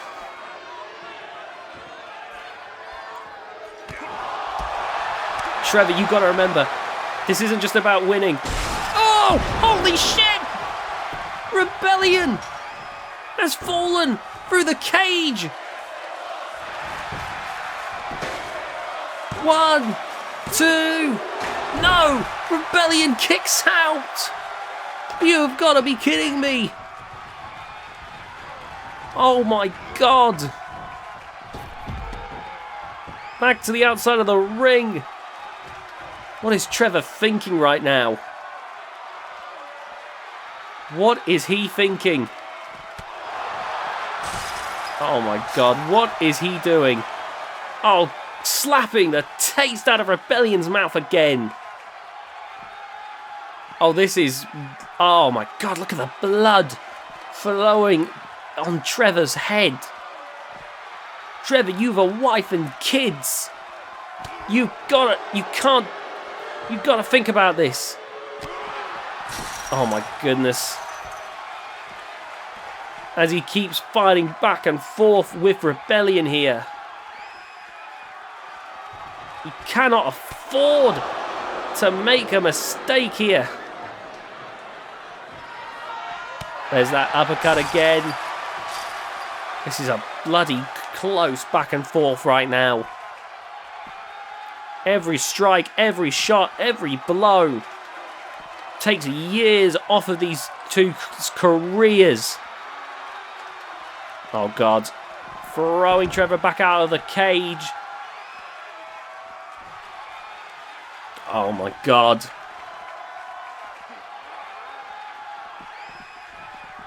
Oh. What is Rebellion thinking of doing to Trevor? Big uppercut there, staggering Rebellion, staggering Trevor. Trevor looks to be half blind right now with the blood flow. Oh god, into the midsection there. Oh my god, and again. Trevor, oh my goodness, what is Rebellion thinking? Oh god, Trevor can barely keep on his feet right now. His coordination is shot with one eye currently out of commission. They've got to be careful right now. Trevor has got to be careful. If he cares about his sight, he cannot afford to be taking too much punishment there. Trevor, no. No, Trevor. Trevor, no, you've got to think about this. Trevor, you've got to think about life after this match. Oh my god. No, Trevor, for God's sake. No. No, Rebellion, no. Sit down, Tombstone. Oh my god, he could be paralysed. Trevor Schmidt. No, no, Sleeper. Oh my god. This is too much. This is too much, for the love of God. Trevor. Oh my god, ref, you need to call this match off. This is too much. The audacity of Rebellion. The absolute cruel inhumanity. Trevor Schmidt with a power slam. Still somehow fighting on. This is too much, honestly. This is far too much. This is to be one of the most brutal matches we've ever seen. Oh my god. So stomping on the hands of Rebellion, trying to slow Rebellion down a bit. Oh, look at this. Flatliner again. Oh god. Onto one of the harder parts of the cage. This is harder one. TKO from Trevor Schmidt. This is looking good for Trevor.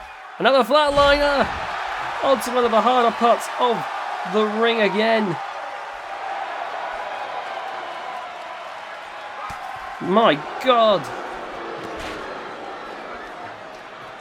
Oh. Look at this. Back and forth right now. Oh, those huge hooks right there. Oh my God.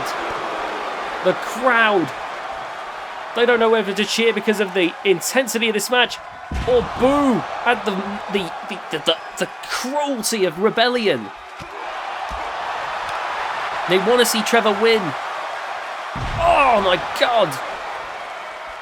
They want to see death-defying action. What they don't want to see is Rebellion end Trevor's career and potentially ruin his life. Oh, here we go again. Oh, yanking the arms again. Trevor there, pacing around, trying to keep a step ahead of Rebellion. Oh! And now going for their head here. Oh, cracking the skull. And again, looking to try and yank the arms out of their sockets. Oh! Bringing Rebellion back up. Rebellion taking the leg out. Oh my God, what's he thinking? No, no, no. Oh, God. That is disgusting. And Trevor Schmidt, he is out of it right now. Oh my goodness. Rebellion. Rebellion. Oh! Oh my God! Oh my God! Trevor's not moving! Oh my God. Call it here. I don't care about 2 and 3 falls anymore. How? How has Trevor done this? How has Trevor... Oh my God, no. No, no, please, ref, you've got to call the end to this. Oh! Rebellion! No, no, no, no, no, no. No, no, no, no, not again. Oh my God! Pinfall. 1, 2. Trevor kicks out. Good God. Good God. No, for the love of God, don't fight forever. Oh my God. Ref, you've got to call this, surely. Oh God. 1, 2, 3. The first fall goes to Rebellion. It's 1-0. Oh my God. Trevor in major trouble right now. Oh, the punches, trying to fight back with everything he's got. That springboard drop kick. How does he find it? How does he find the spirit to keep going? It's 1-1. It's 1-1. There's no way Trevor's going to make it back after this. After everything. Slamming the stop sign into the face of Rebellion. Throwing it in his face. The spear from Trevor Schmidt. 1, 2, 3. Oh, thank God it's over. I was genuinely worried about the careers, the lives of these two. Oh my God. I think it's taken years off my own life. Jesus Christ. These two, we've seen people go through the giant cage before. These two went through not once, but twice. They sent each other through the giant cage. Eat that, Aaron Storm versus the Reaper. Oh my God. I only hope now this rivalry is finally over before it takes a life. Trevor needs to get an eye checked up though. That looks pretty nasty if you ask me.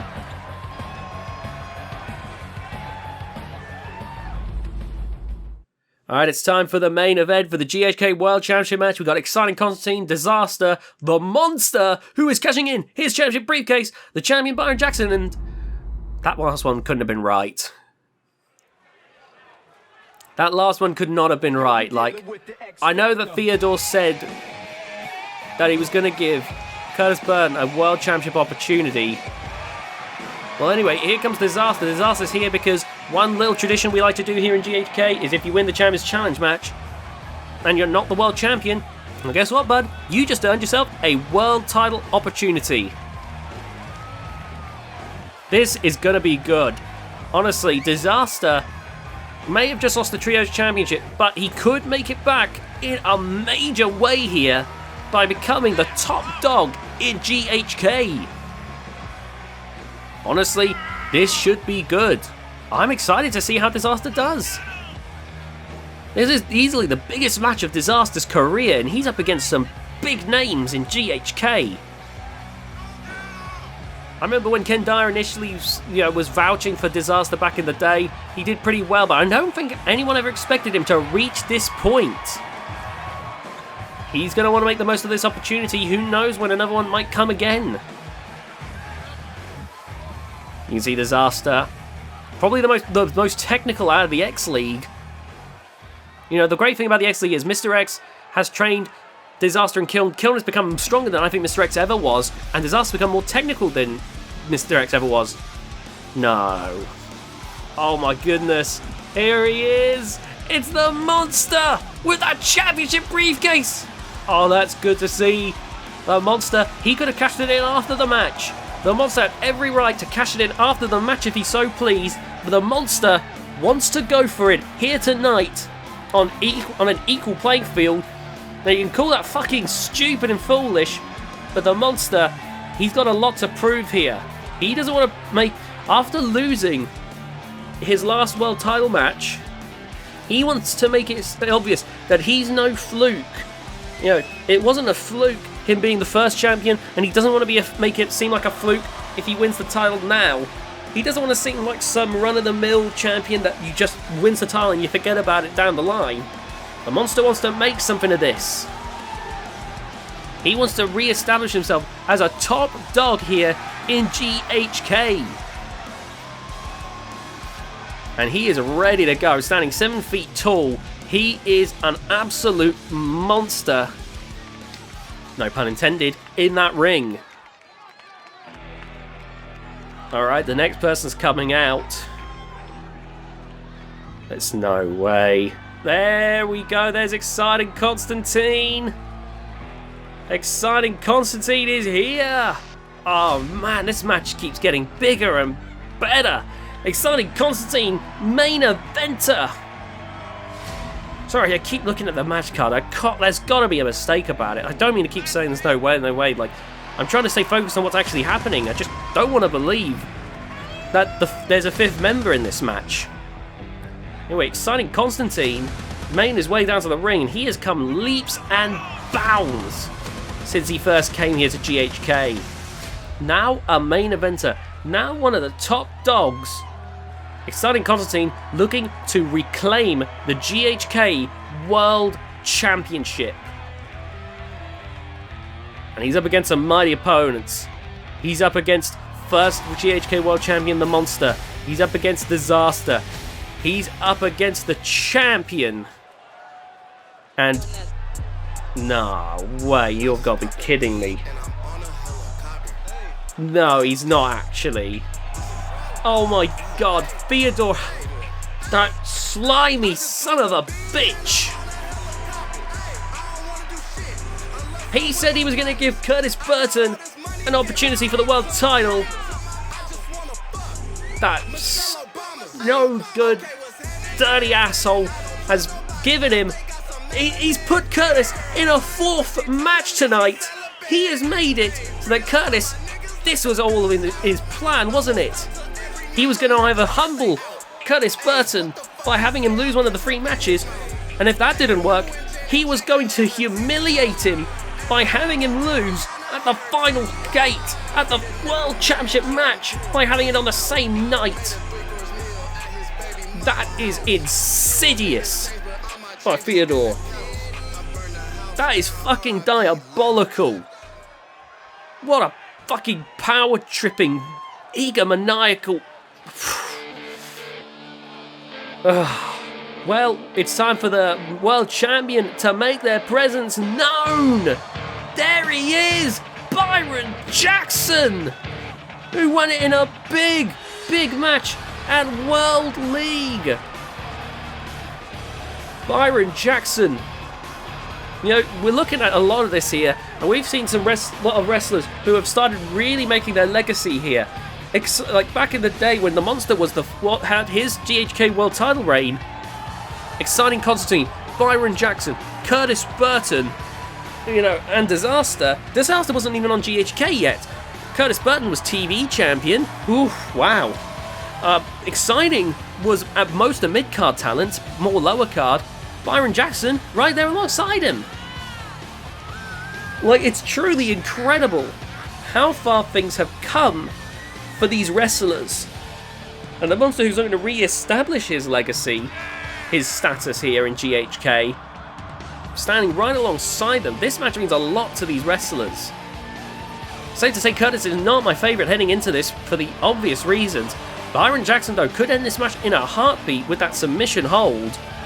So I'm curious to see how this one's going to turn out. How is this match going to pan out in the end?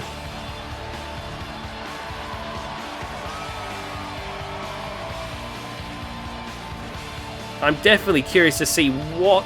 I don't know who's going to win this. Well, here we go. We're not going to waste any more time. There it is, the top prize in GHK. Held by the likes of Trevor Schmidt, of Tom Griss, the Monster, the Nightmare, Hubert Constantine, Exciting Constantine. Held by so many great wrestlers. And now, to be held by one of these 5. The bell is rung, the match begins. Curtis Burton finding Disaster. Byron Jackson getting double teamed by the Monster and Exciting Constantine. Oh man, only one wrestler could walk away with the world title here tonight. Oh my goodness. What a beatdown. And now look at this. The Monster with a Samoan drop. And now, whoa, nice dodge there by Exciting Constantine. And oh, wait a minute. Fucking hell, Monster. That was like you weighed 100 pounds. I know you're agile, but fuck me, that was a bit much. Meanwhile, Curtis Burton doing what he can against Disaster. Curtis Burton, he has got to be knackered. He has wrestled 3 grueling matches tonight. Disaster's only wrestled one other match. He's only been double booked. He's not been fucking quadruple booked. That's just mental to me. Oh, God. I think we've seen every Constantine member. Or, no, I can't say that. We have seen most of them, though. We've seen Exciting Constantine, Kevin Constantine, Hubert Constantine, El Hijo de Hubert Constantine, Bessie Constantine. The only ones who we didn't see is Colonel Constantine and Darren Constantine, if memory serves correct. I'm sure there's some others that I'm forgetting, but those are the ones that I can remember that didn't show up here tonight. Honestly, thank God, because Jesus Christ, there's so many Constantines. This isn't the family reunion. Oh, God! Curtis absolutely laid him out with that punch there. He was on his arse. He fell flat on his fucking arse. Right now, Byron Jackson with that leg drop, that springboard leg drop. And now look at that grappling with Disaster. Oh, Poison Rana. And now, oh. Remember, they've got to be inside the ring. Oh, good God. Disaster. The skull being cracked with that chair shot. They've got to be inside the ring to win the match. Oh, Curtis. Here we go. Side slam. And now, oh, those repeated elbow shots. This is all especially important to them all. I gotta think the Monster, though, especially just because if he loses this, that's not gonna look good for him, because that's possibly his last ticket for a good long while, if ever, for the world title. But you gotta think about the others as well. Byron Jackson, Curtis Burton probably wouldn't have gotten this opportunity normally. Exciting Constantine, still working his way up. He needs to make sure that he maintains his status as a main eventer, because that could so easily be taken away from him by some other hungry talents in this match. Like Disaster, for instance, who has never been in this position before. Oh, a table from Exciting Constantine. He heard the chants from earlier. People chanting, we want tables. Exciting. Belated delivery, but finally coming through for the fans there. Well, there's the beatdown from Byron Jackson. Meanwhile, Curtis. My God, the strength to lift the monster like that. Curtis is going up to the top right. Well, no, sorry, to the middle rope. Oh, big splash right there. How does Curtis have any energy left? 2. There's the kick out. Good Lord. Oh my God. Up and down with that inverted suplex. Curtis taking a second to catch his breath. Disaster and Exciting are out of it. The monster is in control. Whoa, there's a nice dodge. Oh my God, wait a minute. Byron about to be hit with a choke slam. Curtis and Byron may be on the same team as in the Perk squad, but right now, that doesn't matter. The world title is the top prize in the company. Russian leg sweep onto the chair.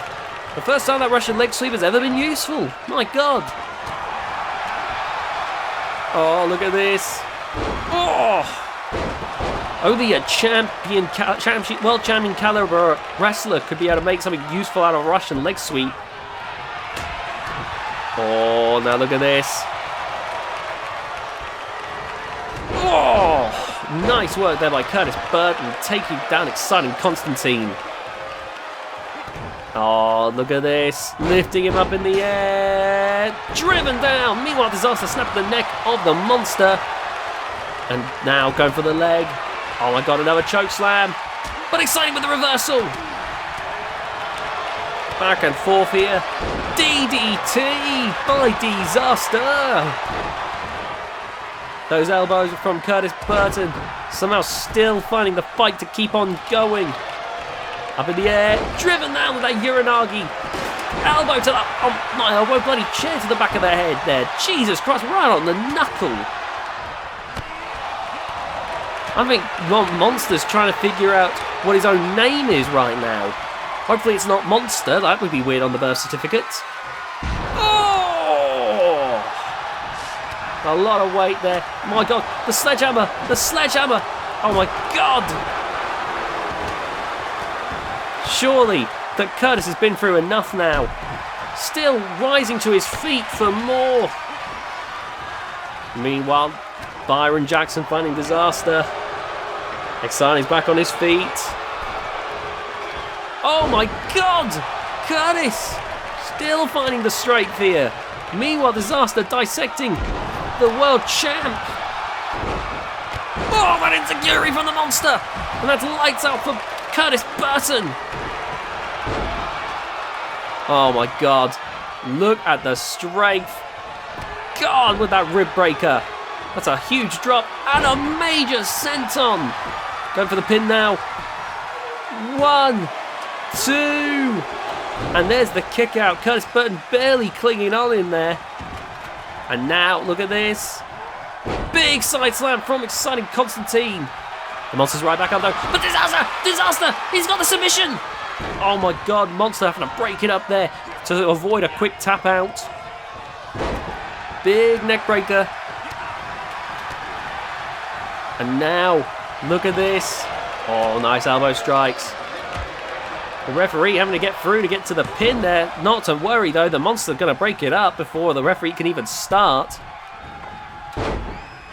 Oh, good takedown there. And now, backstabber. Going for the pin. Curtis though breaking it up. Now Curtis. Look at this. Oh my God, what a slam. And now picking up Disaster with a big rib breaker. And bringing Disaster back up to his feet once again. Irish whip into the corner. And grabbing Byron, Byron's starting to fight back now. Byron, face first into that sledgehammer. And now going for that submission hold. Oh, Disaster breaking it up. My God, that was brutal. And now Byron Jackson taking Disaster into the corner. Oh, look at this. Look at this. Oh! My God! My God! Byron Jackson trying to fight with everything he's got, but this has been a tough one. And now, look at this. Oh, God damn. This has been brutal. And now, oh, look at this. Big backstabber from Byron Jackson. Curtis Burton are going to break up the pin again. And now, bringing down Byron there. Oh, God, I think he whipped the shaft of the sledgehammer. But exciting, trying to put away. Slamming Curtis onto the hammer again. And, no, Curtis! Avoiding the killing blow there. Oh, but he can't do anything too exciting. That was too much damage accumulated over time. There's that major clothesline, that big old lariat from Exciting Constantine. Snake on the other side of the ring. 1, 2. Curtis kicks out. Curtis has got to be barely getting in on. DDT to the outside, and the monster's busted open. Sent on from Exciting meanwhile, who looks to try again and putting away Curtis Burton. This might be the smartest target to go for in going for Curtis Burton after everything that Curtis has been through here tonight. Oh my God. Pinfall. 1, 2. Curtis somehow kicking out. In comes Byron Jackson. Oh no, Byron Jackson's changing his mind there. Oh my God. Poison Rana onto the chair on the outside. Oh my God! This has been a brutal match tonight. Oh, yeah, these have been some brutal matches. We have seen history tonight. If you haven't subscribed already, then what the fuck is wrong with you? You gotta change that right now.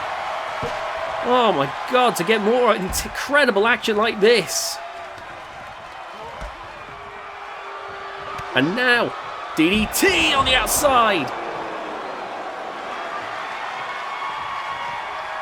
Byron Jackson getting back into the ring now. Holy shit, what a throw. Oh God, DDT on the outside again.